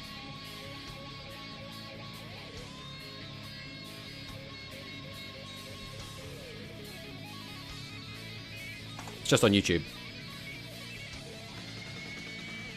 I got destroyed, started pretty good, but my last 10 duels, I went 2-8. I mean, yeah, that happens as well. People can change names, don't forget Matt. And then it changes the rankings. Okay. So I was going to say, I'm pretty sure we recognise that second place was the guy we were playing against. Right, we'll change our map quick. before we forget.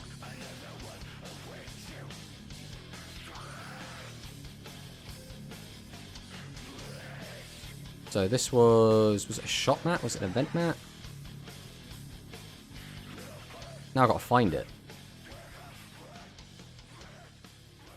Is it an other map? The issue is I don't know what it's like still looks like.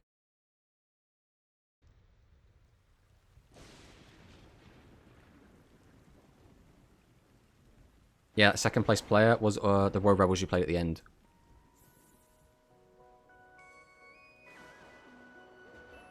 YouTube link is broken. Is it? Let's have a look.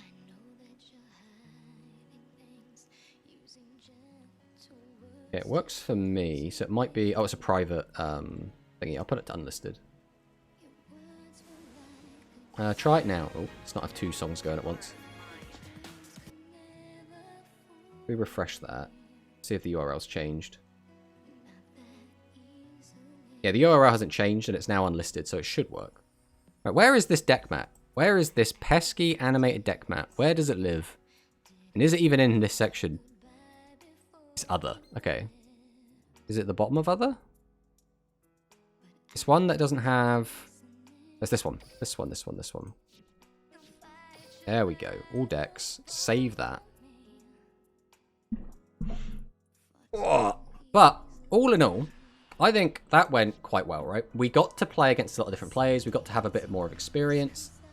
Again, the deck did feel kind of bricky, right? And if nothing else, I think what we learned from that was that having to hard tribute out double tribute monsters feels really bad in a meta where everyone kind of feels like they get to cheat that rule. Like the Overload deck gets to cheat monsters out, right? In fact, if we take our overlay off, we can actually look at the deck while we're doing this. But yeah, the Overlord deck gets to cheat monsters out by just discarding maximum pieces, which they almost always have. The Ragnarok Cyburst deck gets to cheat monsters out for one less tribute. Harpies are basically just spamming out level 5s. So again, they don't feel like they have to do that. Thunders do have access to the boat, the Stormbolt Destroyer, which is similar to Super King Rex, except it's live on every other turn, not just the turn it's summoned.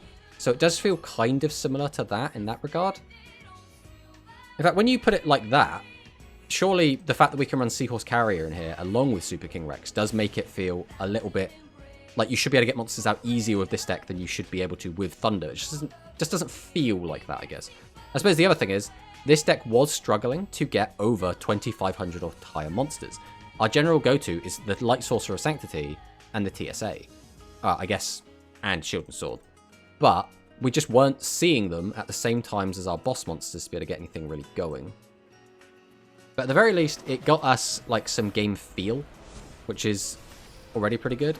Let's take another look at the room members quick, just so we can see like if anyone else will recognize. So again, Infi got 9th. I think she got 10th yesterday, so obviously she's doing quite well. Jorfia got 16th. I think that's better than he did the day before as well. Obviously, we did worse today. Yesterday we got 12, so that's pretty bad. And then, you know, we lost to this guy really early on. I think that's the guy who we bricked against, and then he used our thingy to bring our guys back. But yeah. But again, it's one of those weird ones. Like we went on that massive loss streak at the start, and then we still crawled back to... What were we at 7th place at one point? We managed to crawl all the way back into top 10. Because that's just like how it goes, right? Which is still pretty cool. Now, the reason we're so excited about these door rooms is because playing ladder right now feels like ass, right? And what do I mean by that? If you try and play King of Games, at least like at this time of day, I don't know what it's like, you know, when it's better for American prime time, it is dead. The queues can take so long because everyone's playing in the GRF. Now, the problem with everyone playing in the GRF, we probably should have left the door room. The problem with everyone playing in the GRF is a lot of people are queuing up in the GRF just to get their, you know, their daily rewards, which is fine, right? They should be getting their daily rewards, right? That's a good thing. But it does mean that you don't really find a lot of good games in Goha Rush Festival first stage at the very least, right? Like we were just deck testing some crap. But it's very tricky to find a good place to actually get any kind of practice right now. Yes, it's better to have a losing streak at the beginning than at the end. Yeah, 100%, 100%. Which does actually mean trying to just find like good ranked duels right now is very awkward. Which is why we're not planning on doing that for the rest of the stream. For the rest of today, we are actually planning on taking a look at some tier listy stuff. Now, as for tier listy stuff, we're generally going to go through our process for how we do this. Obviously, we have our own bias, which kind of comes in at the end. But these are the tournaments that we've had up till now, which is 2 Quantum Rush and 2 Rush Grand Prix. Obviously, this is not the be-all, the end-all. These tournaments didn't have a ton of players. They were about 40 players on average. So, again, the results aren't going to be anything definitive, but they're at least a good starting point. So we take a look at all of the different decks, where they placed, and then we've assigned them points values based on where they placed, right? So if it won, we give it 4 points. If it came second, we give it 3. If it's third or fourth, we give it 2 points. And then if it's top 8, we give it just the 1 point. And then we just put it into this nice little table, right? It's nothing fancy, nothing like super in-depth, and obviously graphically it looks like ass, but this is kind of our starting point whenever we're trying to make any kind of tier list. And if we just look, right, so we also change the points based on whether we're looking at just top 4 or top 8, so we can kind of get this like spectrum, because for example in top 8 Thunder is seeing a lot of representation. It's got 11 points, whereas in top 4 it's only got 5 points. And the same is kind of inversed with Overlord. Overlord is not seeing a ton of play, but it's placed quite highly, therefore again, its positions kind of change. I heard there's a Quantum Rush today. Is there now Quantum? Because I haven't seen that, so I am super interested in playing that. But yeah, everyone should be going to Quantum's Rush tournaments, and it'll definitely be probably the best thing to do now to try and prepare for the Goho Rush Festival, which obviously starts tomorrow. So I get it's tomorrow for me. I don't know if it's like this evening for other people. I didn't post it yet. Well, I'm definitely going to be playing in that. I can tell you that much. I have got some bits to do today, but I should be done because your tournaments don't start until very late here, so that should be quite good for me. But yeah, basically we've got like the Quantum tournaments here. We've got which is the first and the third. We've got these in chronological order. But yeah, it's looking like right now, at the very least, tournament-wise, Royal Rebels has won 3 tournaments, right? 3 out of 4 tournaments have been won by the same deck, so it's mathematically the best deck right now, right? And again, you've got to take all of this with a grain of salt.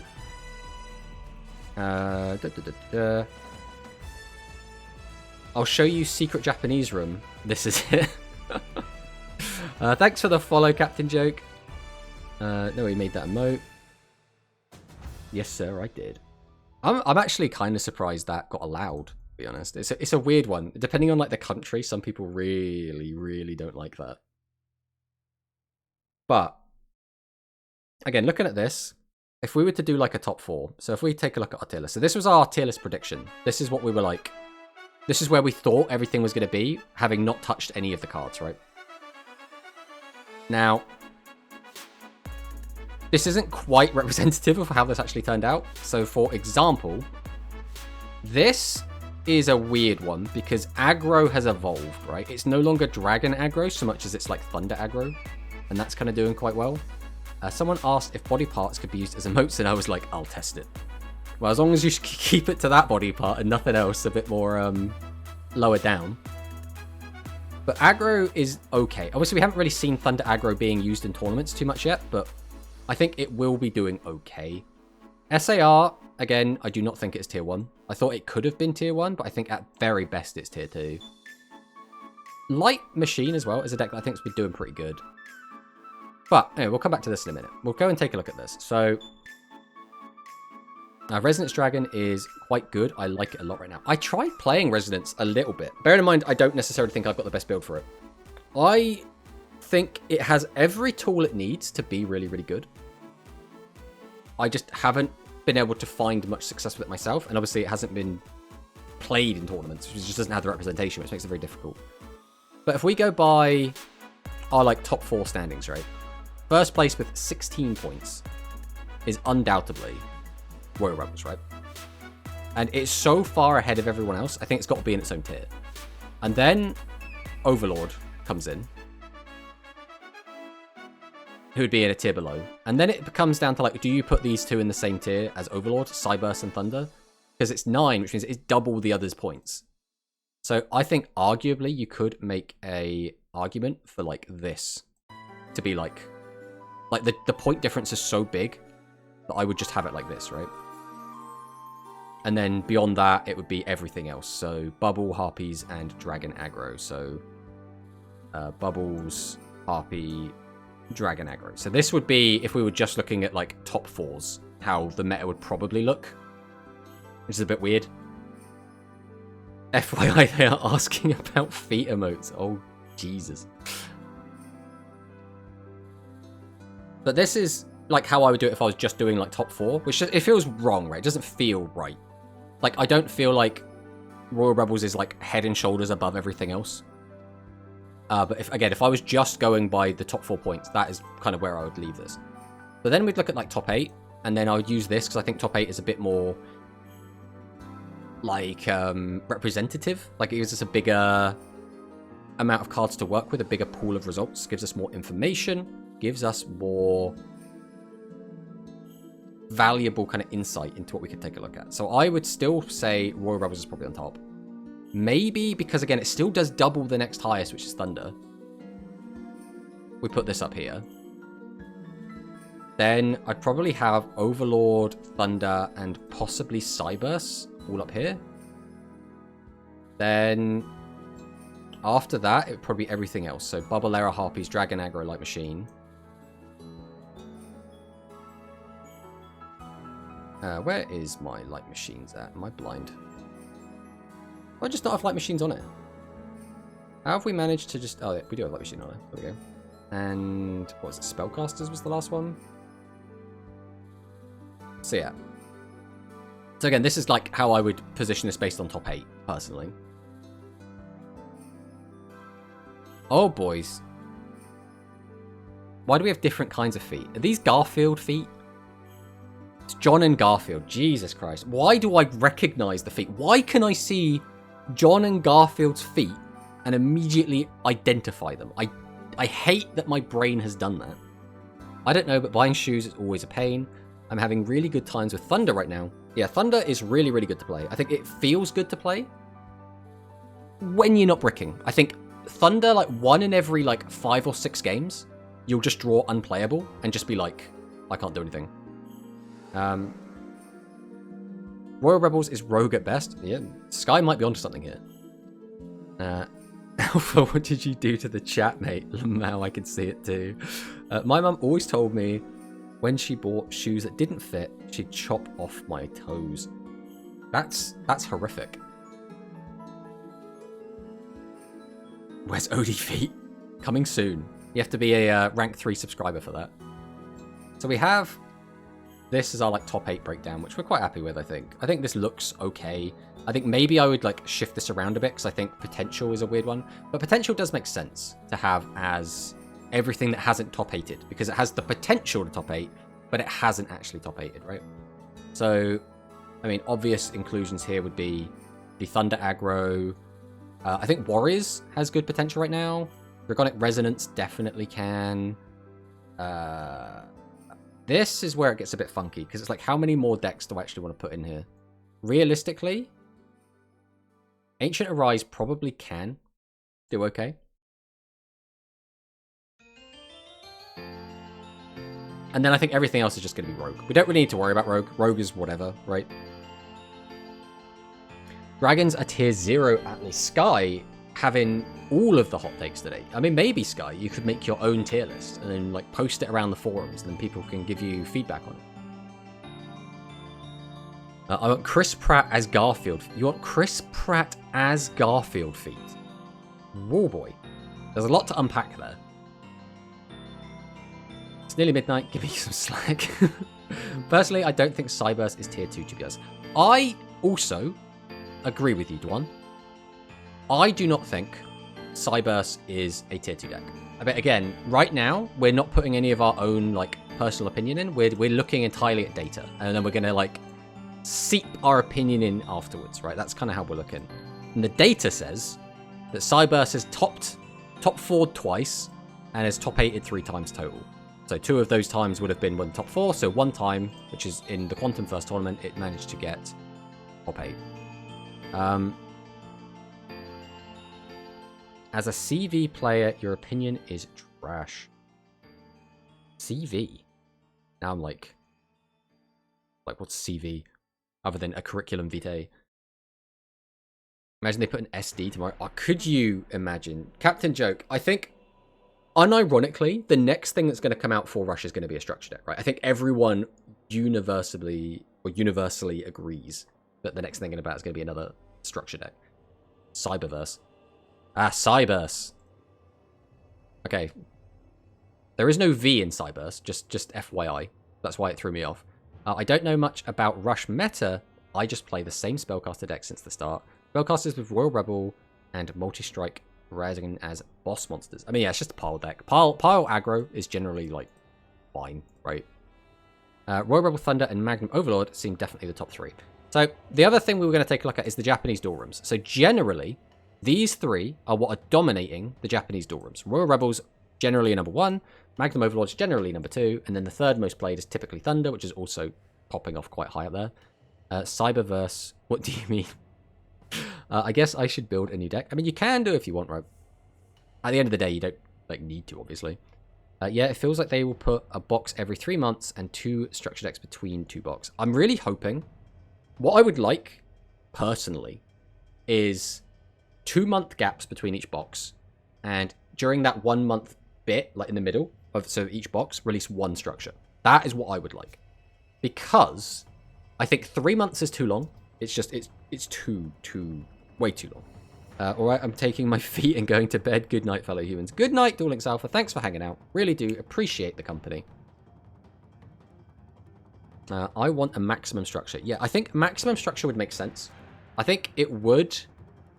It pushes the new mechanic of maximum monsters. It's also very inviting for people to buy extra copies of it, right? Because if you only give out 1 copy for free, or only have the 1 copy for gems, people are incentivized to spend money, and I think that's a very Konami thing to do, right? The question then becomes which one, because I think they could easily do the dinosaur, they could easily do one of the other Magnum Overlords, so like Skystream. They could easily do Vast Vulcan, because none of those... I guess the dinosaur is kind of one that you would pull from a box, but Skystream and Vast Vulcan, I don't think people would bother with them. I think people just wouldn't care. I don't think they're unless they get like a super busted skill, I don't think they're going to be super great. Small correction, money. But yeah, looking at this right now. So this is where, again, I think potential is obviously subjective because we don't have any data. This is entirely, you know, just what we're coming up with. But this, I think, is where it looks like looking at all of the data. Now, personally, I don't think Royal Rebels is head and shoulders above everything else. Even though, again, the data says it is. I think I would do this. Because although this is winning like a lot right now, it's not undefeatable. And the last Grand Prix that we had, we did have Magnum Overlord and Disco Fever as our top 2 decks. It wasn't even in the top 4. So, like, with that in mind, I really don't think this is, like, in a tier of its own, personally. Overlord is tier 3. I don't know about that. So, again, I personally have not found a ton of success with this deck. I think, from my perspective, Magnum Overlord feels like it's an okay deck a lot of the time. It feels very similar to 7's Axel Road in a lot of ways. But occasionally, you slam down a max and just kill your opponent. And you just win the game. And I think when it's not doing that, the deck feels fine, but not like overwhelmingly strong. But when you do just randomly slap down a max and win the game, it feels unbelievably powerful and thus has like this really cool high roll potential. And again, it's been doing okay in events. Recently, it did come number 1, first place in a Swiss tournament, as well as did take a top 4 position. So I think it's, no matter what my bias is towards this deck are, I think it would be irresponsible to not have this in tier 1. That's my opinion.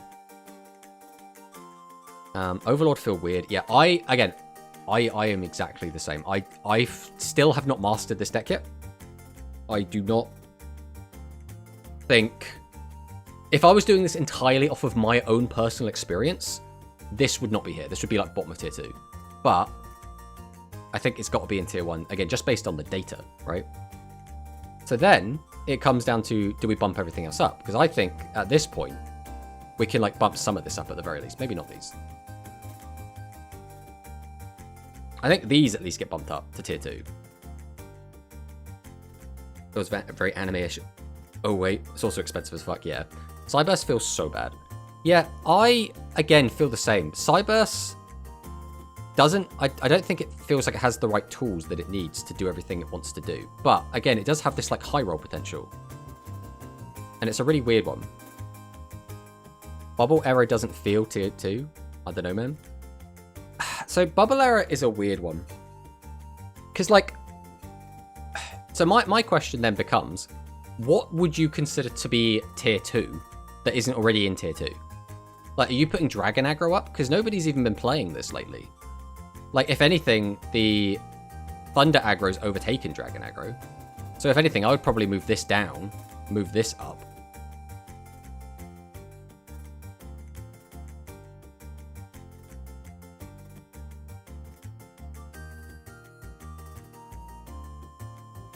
Like, I definitely feel like these are the 3 best decks.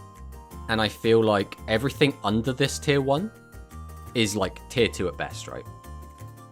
But we haven't been seeing like strong conversions from a lot of this stuff.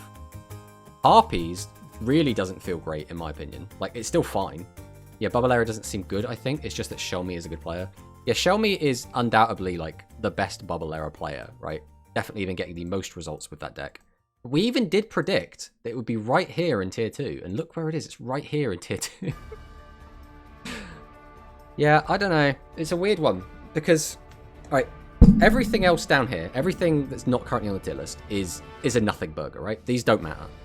These are completely irrelevant. These are the only decks that are even sort of remotely relevant in the meta. My issue is I haven't had a ton of experience. Like, so Warriors, this format, I have had next to no experience with them, so I have no idea where they sit. I've heard inklings. Drop Bubble Error to tier 3. So you think something like this.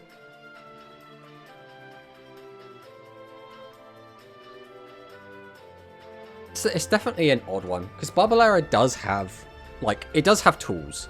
It does have the Triple Threat Thunder, which does out maximums. It also just lets them get in for a ton of damage. They have an out technically to like everything. They have their own back row hate, which is pretty good.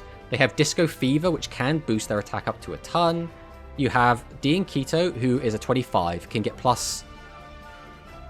Is it 7 from the skill? I believe it's plus 7. So that goes up to 32. Then can gain an extra 4 from Bastion of Faith, putting up to 36. And then you're only 400 shy of actually attacking over Yggdrago, which is like really big. I feel like the meta is basically new decks and old decks are whatever. I think, though, we are in a weird situation where a lot of the old decks aren't even being brought. Like, I mean, if we go back to here, we can see that, like, for this tournament, for example, Royal Rebels, Harpies, Thunder, Cyburst, Maximum, Aggro, and then the old decks in the room was Aggro, which is arguably a new deck because it's got new support from the Thunder stuff, and realistically, that's what Aggro, like, should be going forward. There was only 2 old decks in the event. So my question is, are the old decks just unplayably bad, or are people just not bringing them because they just want to play with the new stuff? Because, like... Now, obviously, I took Spellcasters to the last event. When I took them to Quantum's tournament, I made top 8. But again, it's a knockout event, so it's a different style of format, right? I feel like the biggest threat of Bubble Error, honestly, Shield and Sword and 3 low levels that will get boosted. Mostly 2, but a little of 1. I would put Royal Rebels, Thunder, and Magnum Overlord in tier 1/2, and other decks in tier 3/rogue.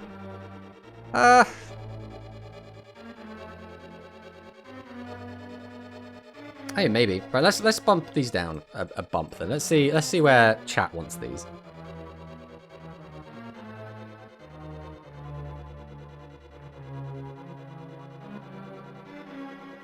I really think Resonance is busted, but people want new stuff to play. Don't ignore me. Ask the last streamer who did that what happened. Oh wait, no, he did. Did I ignore you? Thunder is tier 2? I mean, it's weird because at what point? Again, let's keep bumping everything down. Let's bump everything down. We'll bump everything down. So are people saying like this is what they think the meta looks like?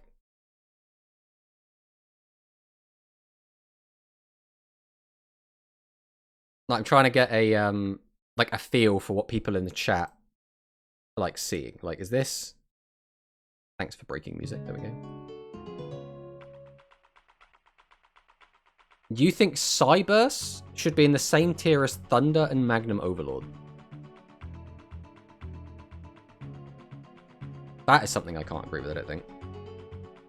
If you buy this list, then Royal Rebels is tier 1 by representation, not power. Yes. That's what I think as well. That's why I think this feels better, personally. I don't think Royal Rebels is head and shoulders above either of these decks. That's my honest opinion.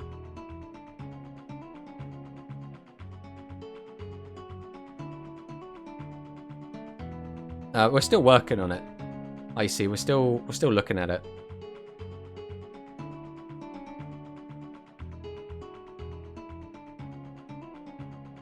It's a weird one. Again, alright, if I was to do it entirely off my own bias and where I think decks are, I would have these 3 top tier. I'd probably have tier 2's where it gets difficult. In fact, if it was entirely off my bias, it'd probably be this. I really don't like this deck at all. I would probably move it down here. Then I would do probably something like this. And then I'd do this. This would be how I would have them. Maybe this goes up here. I mean, no tier 2 looks good. Well, you think there should be a massive gap between the powers?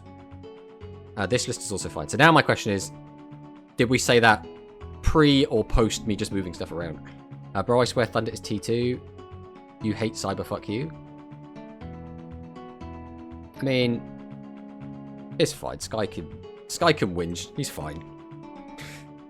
Oh!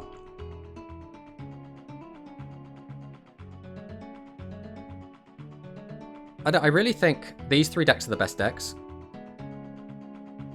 Again, my own personal bias would be this comes down here. Get out of there.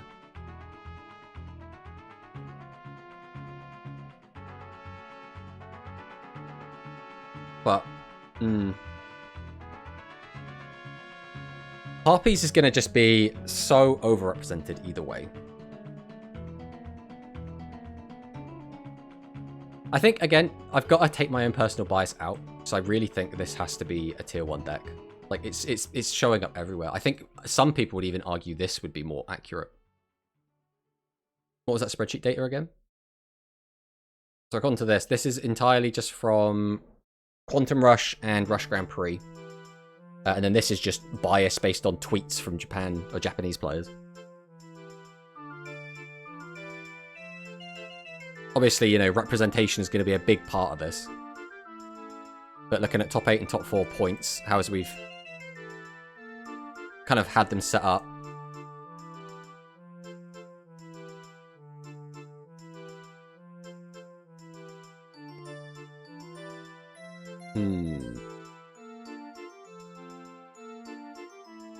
Because again, it's always going to be an issue as well when there are decks that seem to be okay, but they're just not being played in tournaments. And it becomes, again, is it because people genuinely don't think they're very good, or is it because people are trying out the new stuff because we're still only in... This is the 3rd week of the box being out, right? As of when those tournaments occurred, it was only 2 weeks of the box being out. So, like, it's a tricky one.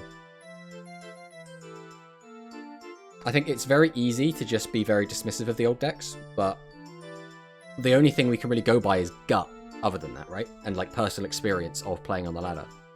So for example, I have tested this a little bit, and I think this deck is fine. I think on paper as well, it has everything it needs to do okay.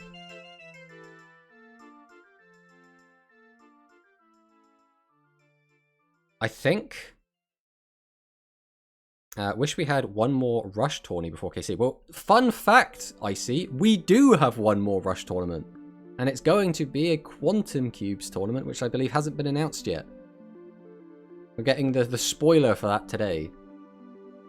The old skills are just bad in comparison, which helps the read. Yeah, I think that does make sense, right? My list, Royal Rebels Tier 1. I'll tell you what, let's make a new one. Actually, we probably shouldn't do that. Right, let me go back over to here for a sec.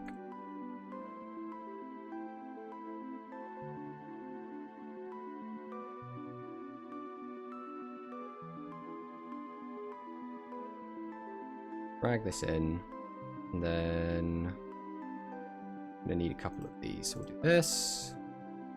We'll do this. Is there anything else we need? I don't think so. Alright, we'll go back to here. We got a new tier list up, so we can flip between. And did you see the Pre-GRF report, by the way? What is the Pre-GRF report? So I know what the GRF is. What is the P? The Pre-GRF report? And where is this? Is this in game or? But yeah, we're gonna look at Skies real quick, since he really wants us to see his. My list: Royal Rebels Tier 1, Cyburst Tier 2, Overlord 1 to 3 or 1 to 3. Now, I'm going to assume then that Skies would look like this.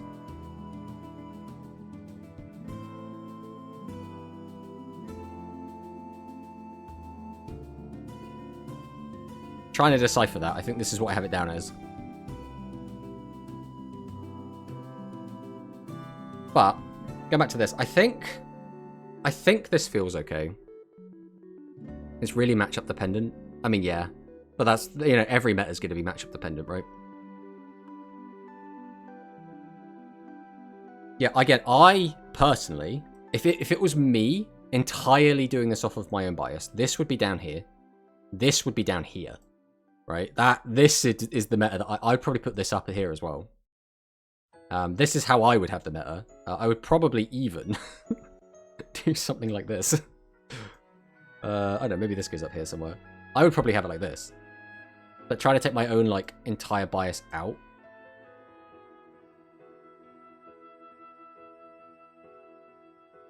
I think it probably goes like this. Low-key like that.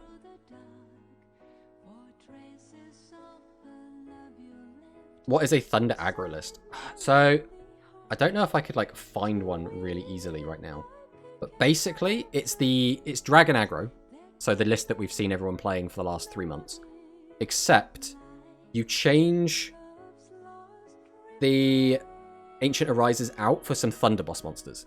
So the logic is, Trigger Drago just on its own is better than Ancient Arise in the current meta, because Ancient Arise is really good because it specifically counters the barrier, and cards like the barrier.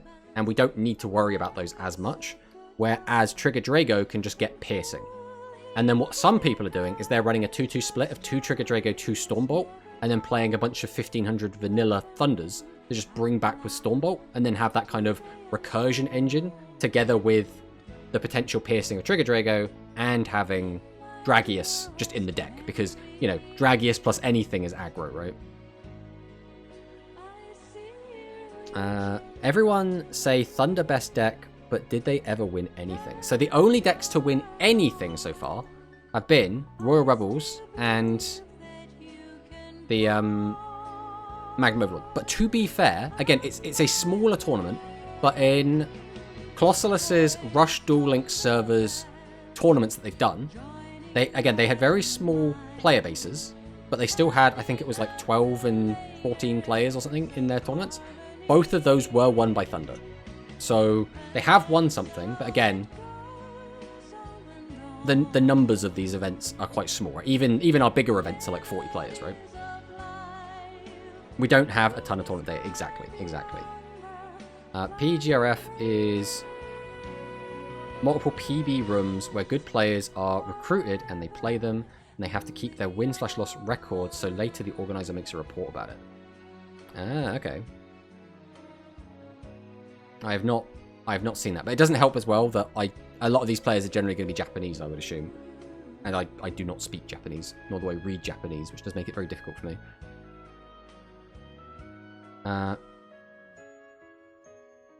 But like in point battle rooms. So point battle rooms, again, just the only thing I have to go by is people posting on Twitter, right? And I obviously am not in those circles, so I don't be able to find it.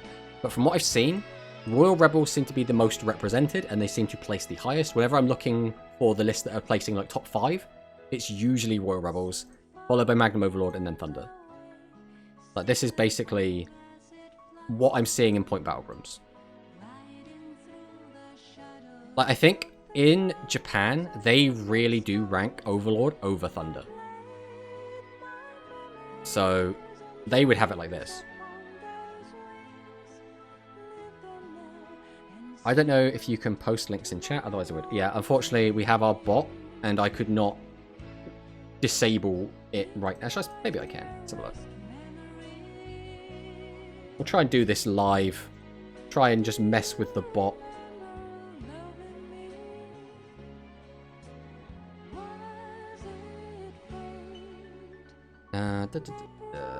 Chatbot. User management. Nope, not that. Spam filters. Link prevention.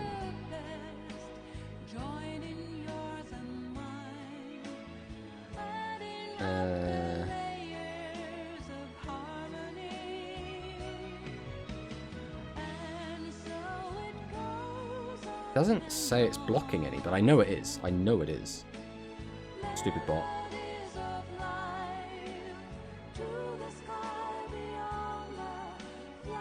Now, according to this, all the filters are off, but I know that's not right. I know it's lying to me.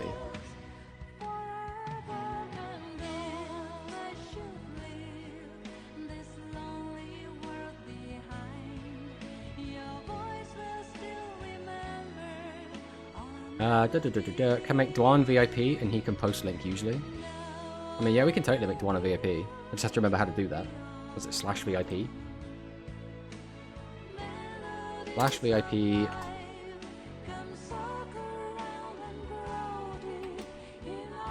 I think that Dwan is going to be our first VIP.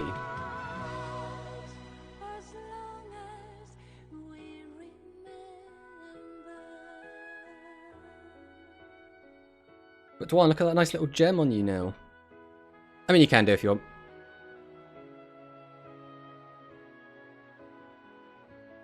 You can do it however you want, my friend. No, Dwan, you must be a guinea pig.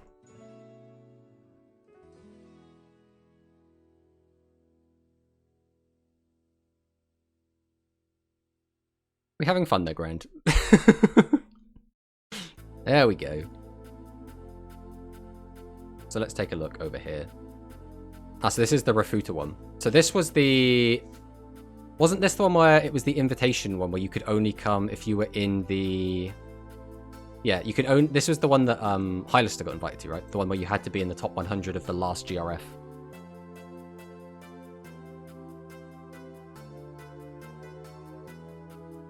So... I mean, this is basically what we're seeing, right? Except aggro is ahead of Yggdrago. But again, this is just what they were playing, right? Not what won. Alright. Let's try and sort this out. If we go to Duel Links again quick. Grab this, and then we'll put it in Chrome.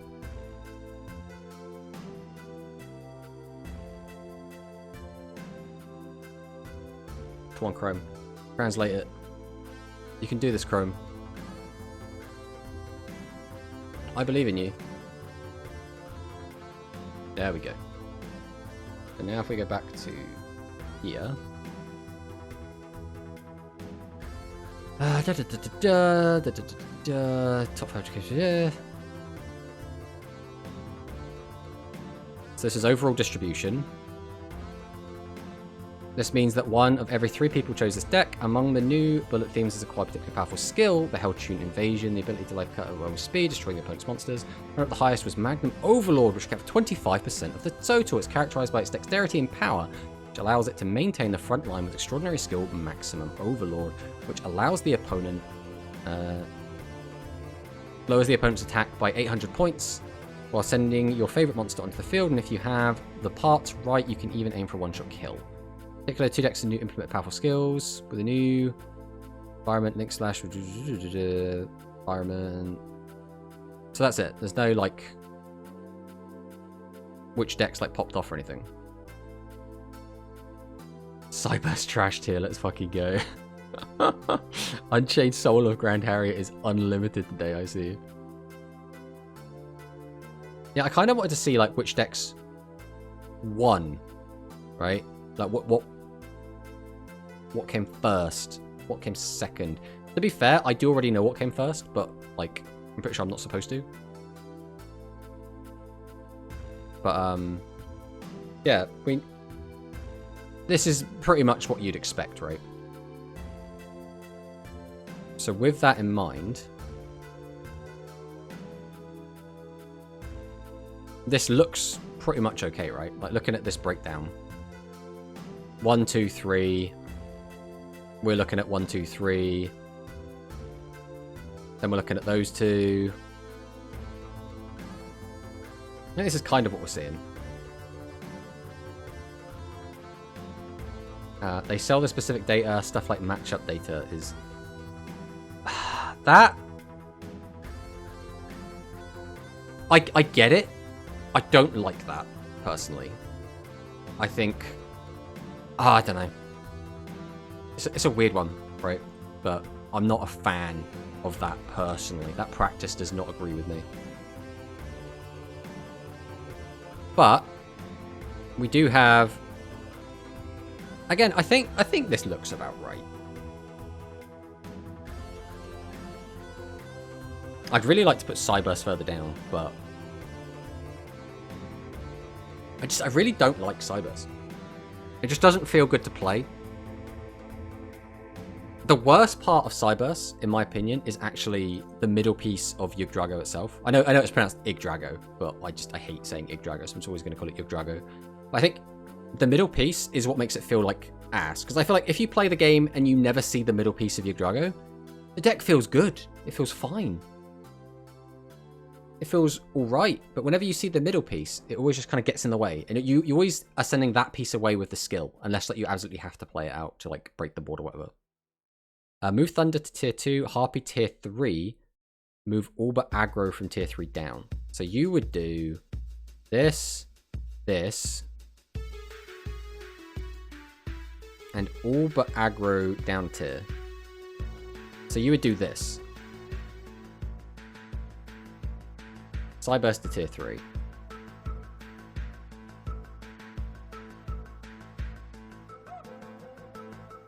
Harpy back to 2.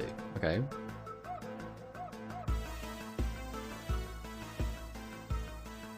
So, the one problem I have with this is I do not think these 2 decks are on the same power level. I think Thunder absolutely dwarfs Harpy, personally. Harpy gets so much representation, but it does not feel like a very, like, overly strong deck, in my opinion.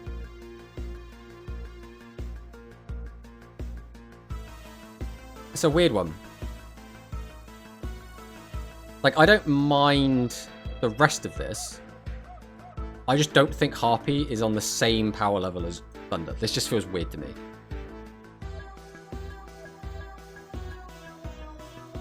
I genuinely think I do that.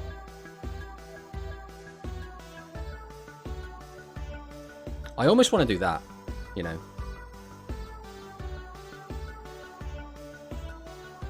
Thunder tier 1, Harpy Soul tier 2. I don't hate that either, to be honest.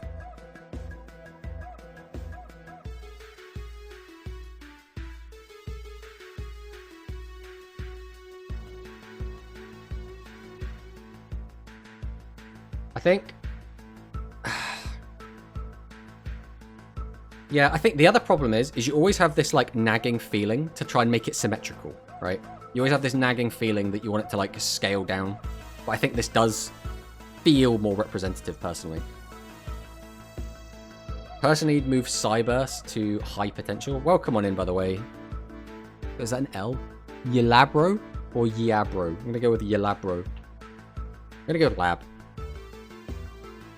See, again, I think most people in here, I think Dwan, Yalabro, Grand, and me, at the very least, would kind of agree that we think this should go down further.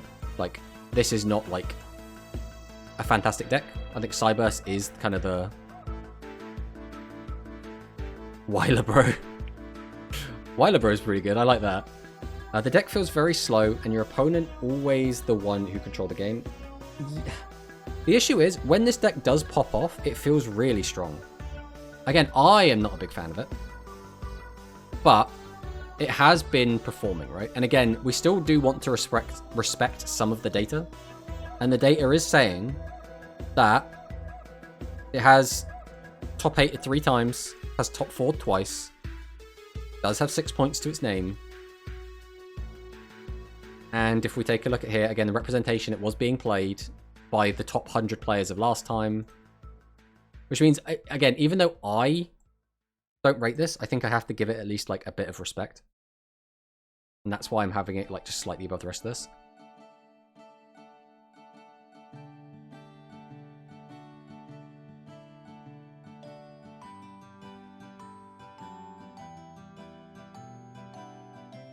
Am I happy with this as it is?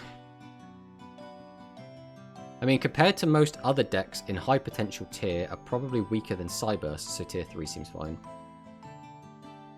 It's a weird one, though. Like, I don't know how, like, weak I find a lot of these. This is a weird one, because this is basically this deck, right? These are basically the same deck. This is just a slight alteration on it. So this is a whatever. This might as well not exist. We'll just put it down here for now, because I don't think I can take it out. Or I can take it off. Right, that's fine then. So, that one's fine. Ancient Arise, its major weakness is it lacks a way to get to your opponent's life points, right? If you play Dragius, you're then not playing other stuff. Warriors, potentially are in an okay spot, right? They're going to be really bad into Magnum Overlord, but they are going to be really, really good into both the other 2 top tier decks. Like, neither of these decks have good ways to cheat stuff out outside of exactly Essel, which means a Yami lock against them is actually really big, and both of these monsters run monsters that have low defense points, which means changing them to defense, attacking over them, or changing them to defense and piercing over them is really good against both, which means this potentially could be really, really good. Again, this deck, the Resonance deck, has every tool it needs, right? You can use your Dragonic Pressure to wipe the board, which can still be a very effective play. You have some of the best back row hate in the game with the Dragonic Slayer.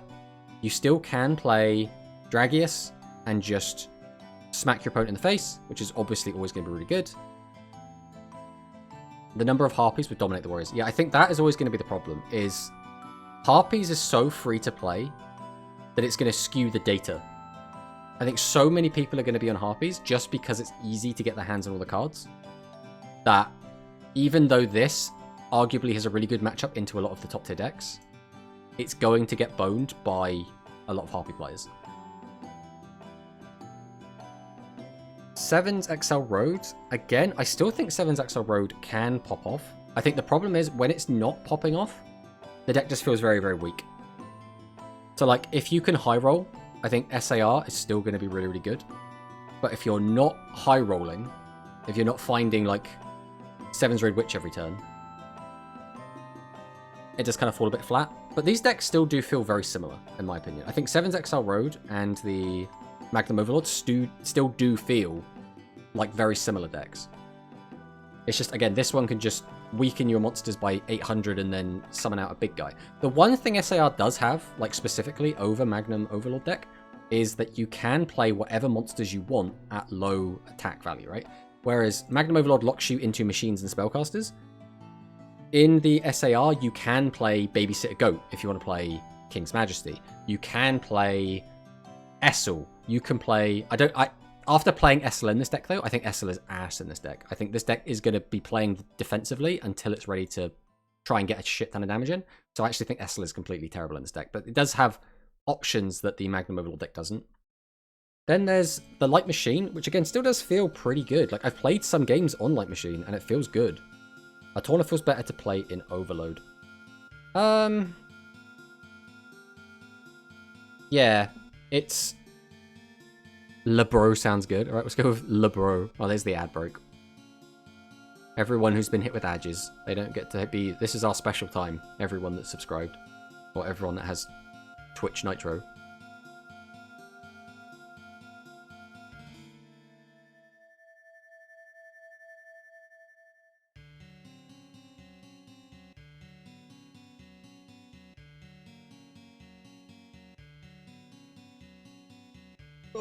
Just let that go. Alright, yeah, it should have ended. So, yeah, I don't know. It's a weird one. But I suppose that's why this is called Potential, right? It's called Potential because these decks have potential, right? And not because they are currently dominating anything. They're here because they can potentially win. SRM was 4th in today's point battle. He was playing Shield and Sword as his legend spell, so yeah, it can still pop off. Yeah, so we were... If we go back to Duel Links quick, we can see that we were playing... So our SAR list that managed to... So again, we keep tweaking it to get it exactly how we want it. Where is it? No, this wasn't the list. This one. So this is kind of the list that I've kind of ended on at the moment. I don't know if there's going to be a better way to play it. But the logic here is that we're playing Cobalt as our fire because it's just a really good... You know, if I'm going to be playing just a random ass fire anyway, rather than playing a card that has a couple hundred more attack or the Spellcaster for dealer, I figured we'll go Cobalt because the draw can be relevant, getting Descendant Titans into the graveyard and trying to set up the King's Majesty play. And it's just going to be a random fire anyway. We've worked that we wanted to cut the spell traps as low as possible because we just always want to get as many monsters as we can almost all the time. And then we just maximize on the 16s. So I still think this list is okay. I think, again, the main issue we had when we played this in the... where do we put Ride Across? Mate, you know where he's going. Straight in the bin. Straight in the bin. I don't even know if I would consider Ride Across as a rogue deck. Like, part of me is like...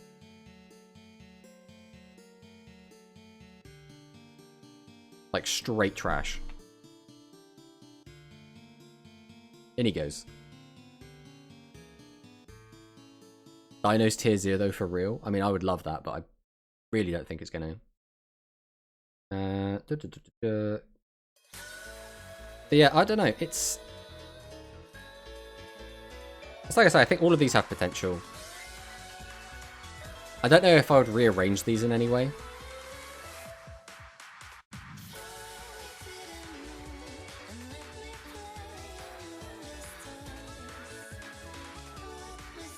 Again, I don't really think down here matters. Like, Rogue and Trash is whatever, right?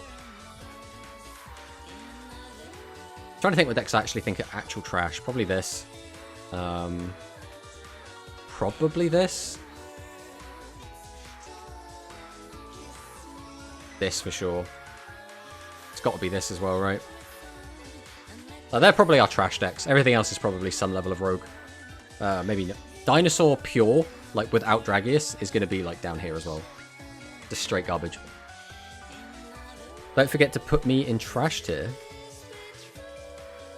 I don't think you're on here, Kazumi. Put Psychics there? You think Psychics deserve to be in trash? Psychics are at least low Rogue. Come on. Like, they're not good. They're not going to, like, win anything, but they're better than the stuff that's below. You telling me you think Psychics are going to be losing to Beast Gears and Volt Condor? Yes, 100% they are so bad. But alright.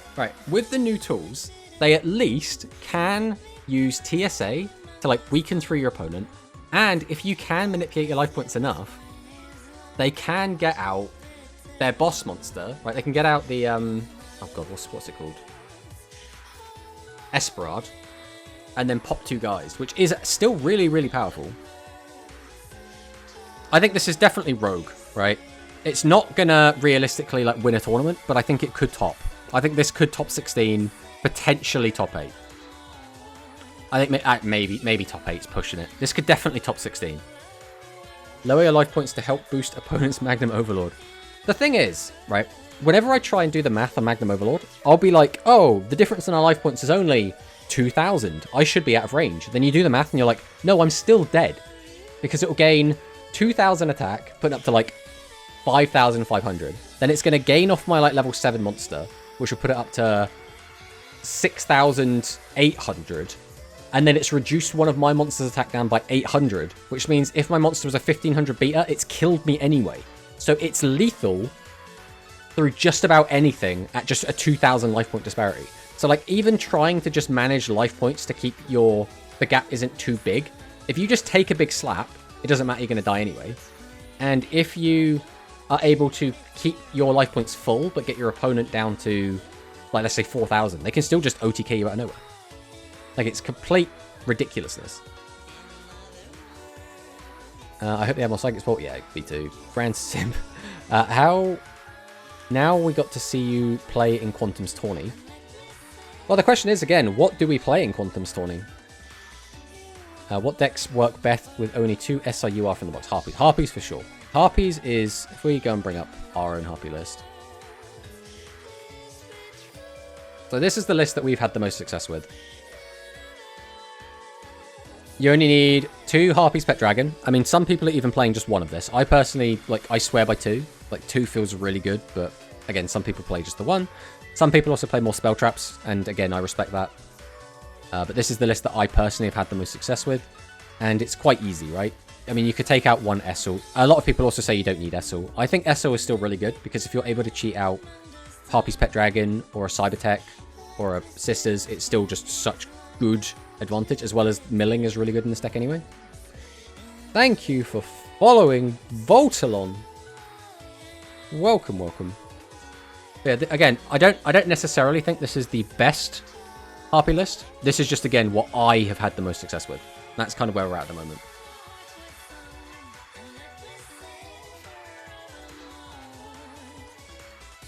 But yeah, I think this is so free to be friendly. This is a bundle.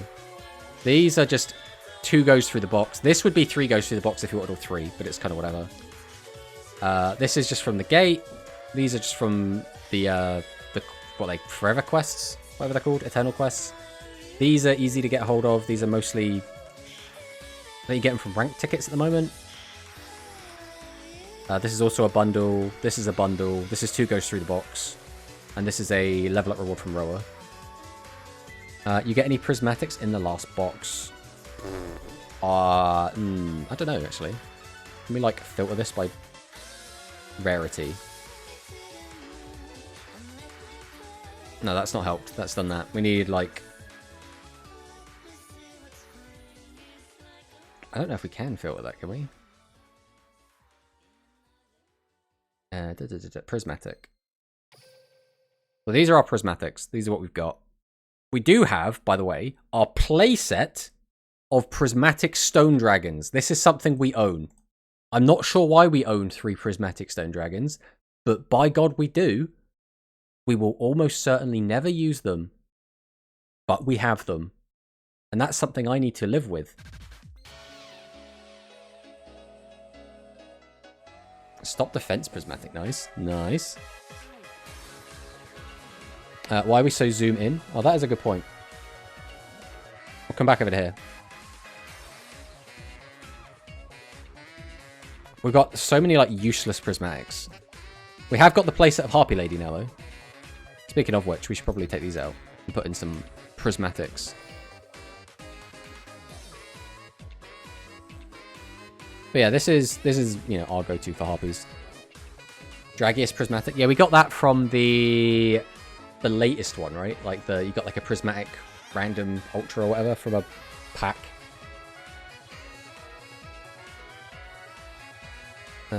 Stop defense prismatic, low. I have Dragius prismatic 2 and drop them. Nice. You can build it 1 time through the box 2 if you don't want to go crazy. Yeah.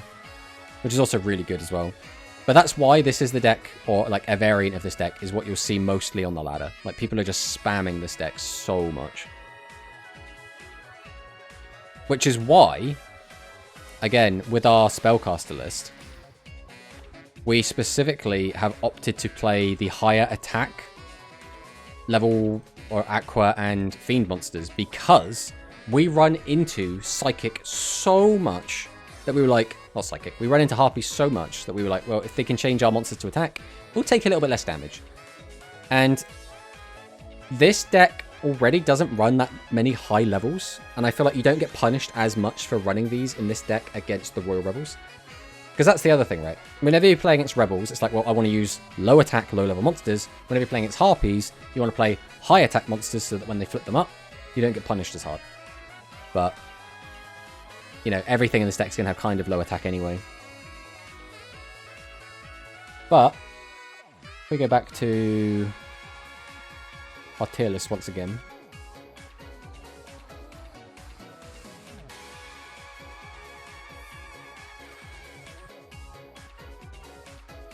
I think I'm happy with this. I think this is okay. I think I agree with most of this.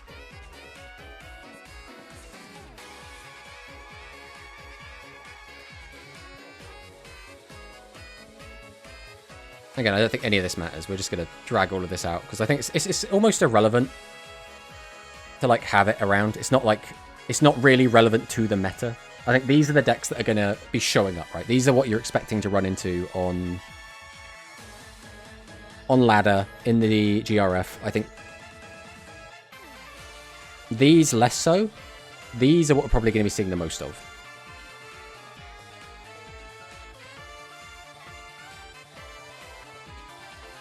I really like the tier 1. Tier 2, I still think it's a bit weird. Part of me feels like this could be maybe be up here, but I don't think it needs to.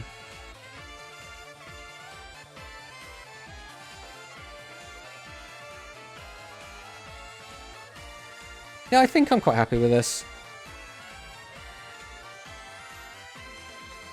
I don't know if anyone else has any final thoughts, feelings, or opinions about this list. If there's anything else that they would like to see changed. I think overall, I think most people in the chat's actually quite happy with this.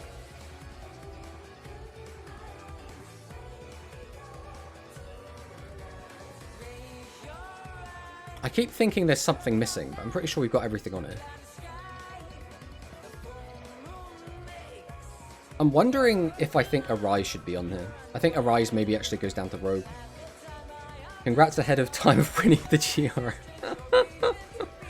I don't think we're going to do that. I don't think we literally have the time to do that. I don't think I could literally play all day, every day. You mentioned a deck with 2 each of the Thunders and 3 Dragius. Yeah, that's this one. Thunder aggro. Personally, do think aggro is tier 2, but the list is fine. Yeah, that's what I'm thinking as well, Vol. I think the issue is like a lack of play, right? I haven't played against aggro enough to be like, yeah, it's definitely tier 2. I've played a decent amount of it, and I think I would put it in tier 2. But it's not being seen any tournament play, like barely any. Which is the reason I'm kind of knocking it down a peg. Seems pretty accurate. What is that deck list? I don't know if we have a good build of it ourselves. Let's go back to this. Do we still have it? Nope, that's not it. No, we don't have a list at the moment, but the gist is that you basically play like the aggro deck, right? So you play like, this is going to be an old list, but you play like the old dragon aggro list. Take some of this crap out. And we take these out. And probably lose some of the beast engine. I think the way I would play it would be probably...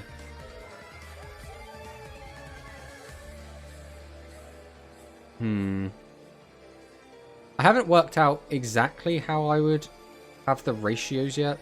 Like, I'm not sure exactly how I would have the because I think 7 boss monsters is probably too many. Yeah, the lack of aggro reps is kind of wild to me. It's a deck I've been testing the most this format. Yeah, it's been doing quite well. I've been playing a little bit of the Thunder variant. I played some of the Dragon one, and I've played a little bit of the Dino. Dino I've been playing a lot just for the meme, right? I really love dinos. I've been discussing stuff with Hyla lately. Have you two come to any kind of general consensus of which style of aggro is the best? I personally think Thunder's going to be the best, like, the best aggro build.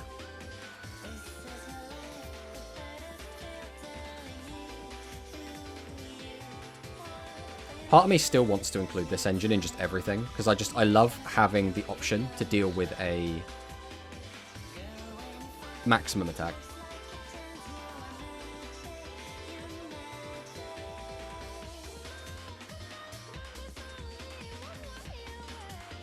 Then...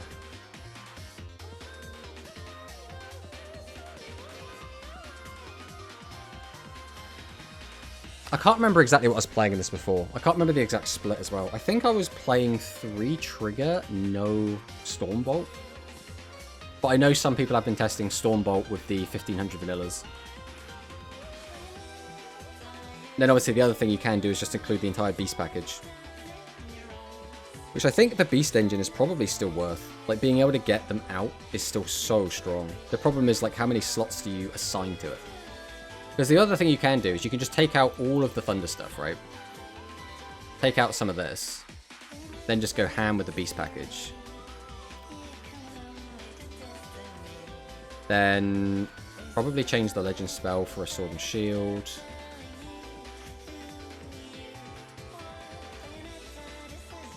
Almost certainly put the 3rd Trigger Drago in. But this is one way you can just build it. And then you have, like, you have the same old engines. Pretty much came to a consensus. Yeah, I really don't know what the best way to build this is. What do you think as well, Bolt, about Goat and Majesty? Do you think it's a bit cope to include this? I really don't like just randomly losing to, like, Magnum Overlord out of nowhere. And King's Majesty is, like, the only thing I can think of that actually protects me. Did you get top 100 last KC? Are we talking about the GRF, or are we talking about the actual KC? Quantum.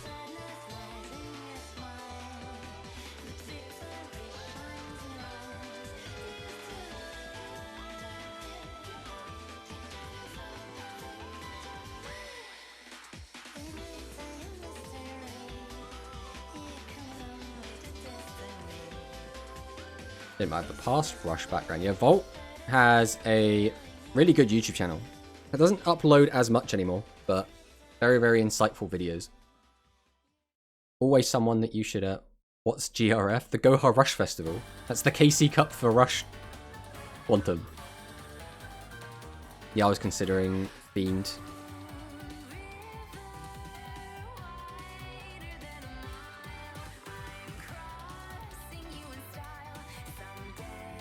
Hey, welcome on in, Bismarck. Yeah, I think... I just call it KC Lot. I mean, that's the easiest thing to do, right? I would play Barrel Dragon and change skill to Legend Draw. I don't think Barrel Dragon is as good anymore. I actually think I would rather just play this. Now, the downside of this exact list is you lack, like, boosts and nerfs, right? The only way you have to, like, weaken your opponent's monsters is Silver Wolf. So the alternative is that you could play the, Where is he? Where's everyone's favourite? Everyone's favourite little pay-to-win boy. Where is he? There he is. You could be playing Light Sorcerer Sanctity.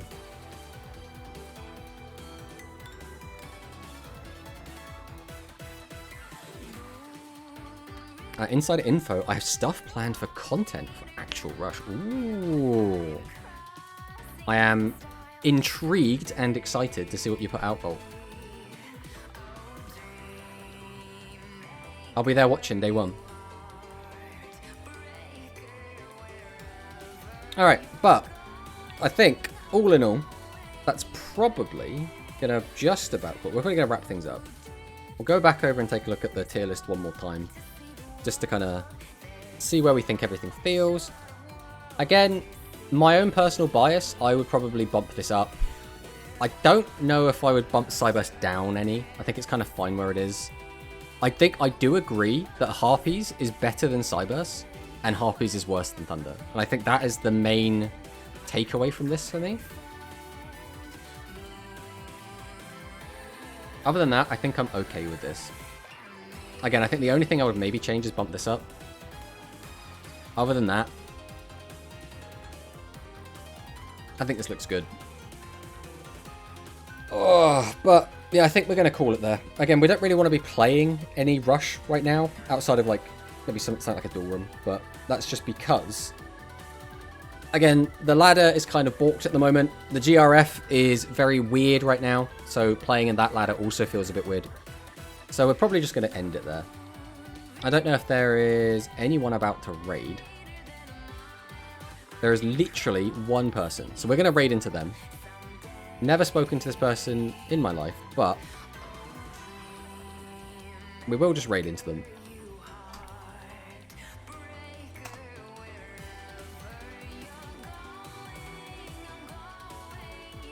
But yeah, thank you all so much for watching. It's been a great time. We played in the dual room. We had a great time. Then we did our tier list. Had a great time. We will be back again probably on Tuesday. We're probably not going to stream it anything during the GRF, just because if I am playing in it, I'll probably play better off stream anyway, as well as if we're not playing in it, there's no point in streaming it. So that's kind of the logic. So yeah, we'll be back on Tuesday with some more Rush content. And don't forget as well, Quantum should be putting up a Rush tournament today, so everyone make sure you sign up. I want to see you all in it. I want to play against all of you today in the Quantum Rush tournament. Don't flake out. Join the tournament. And that's going to be us done. Bye-bye.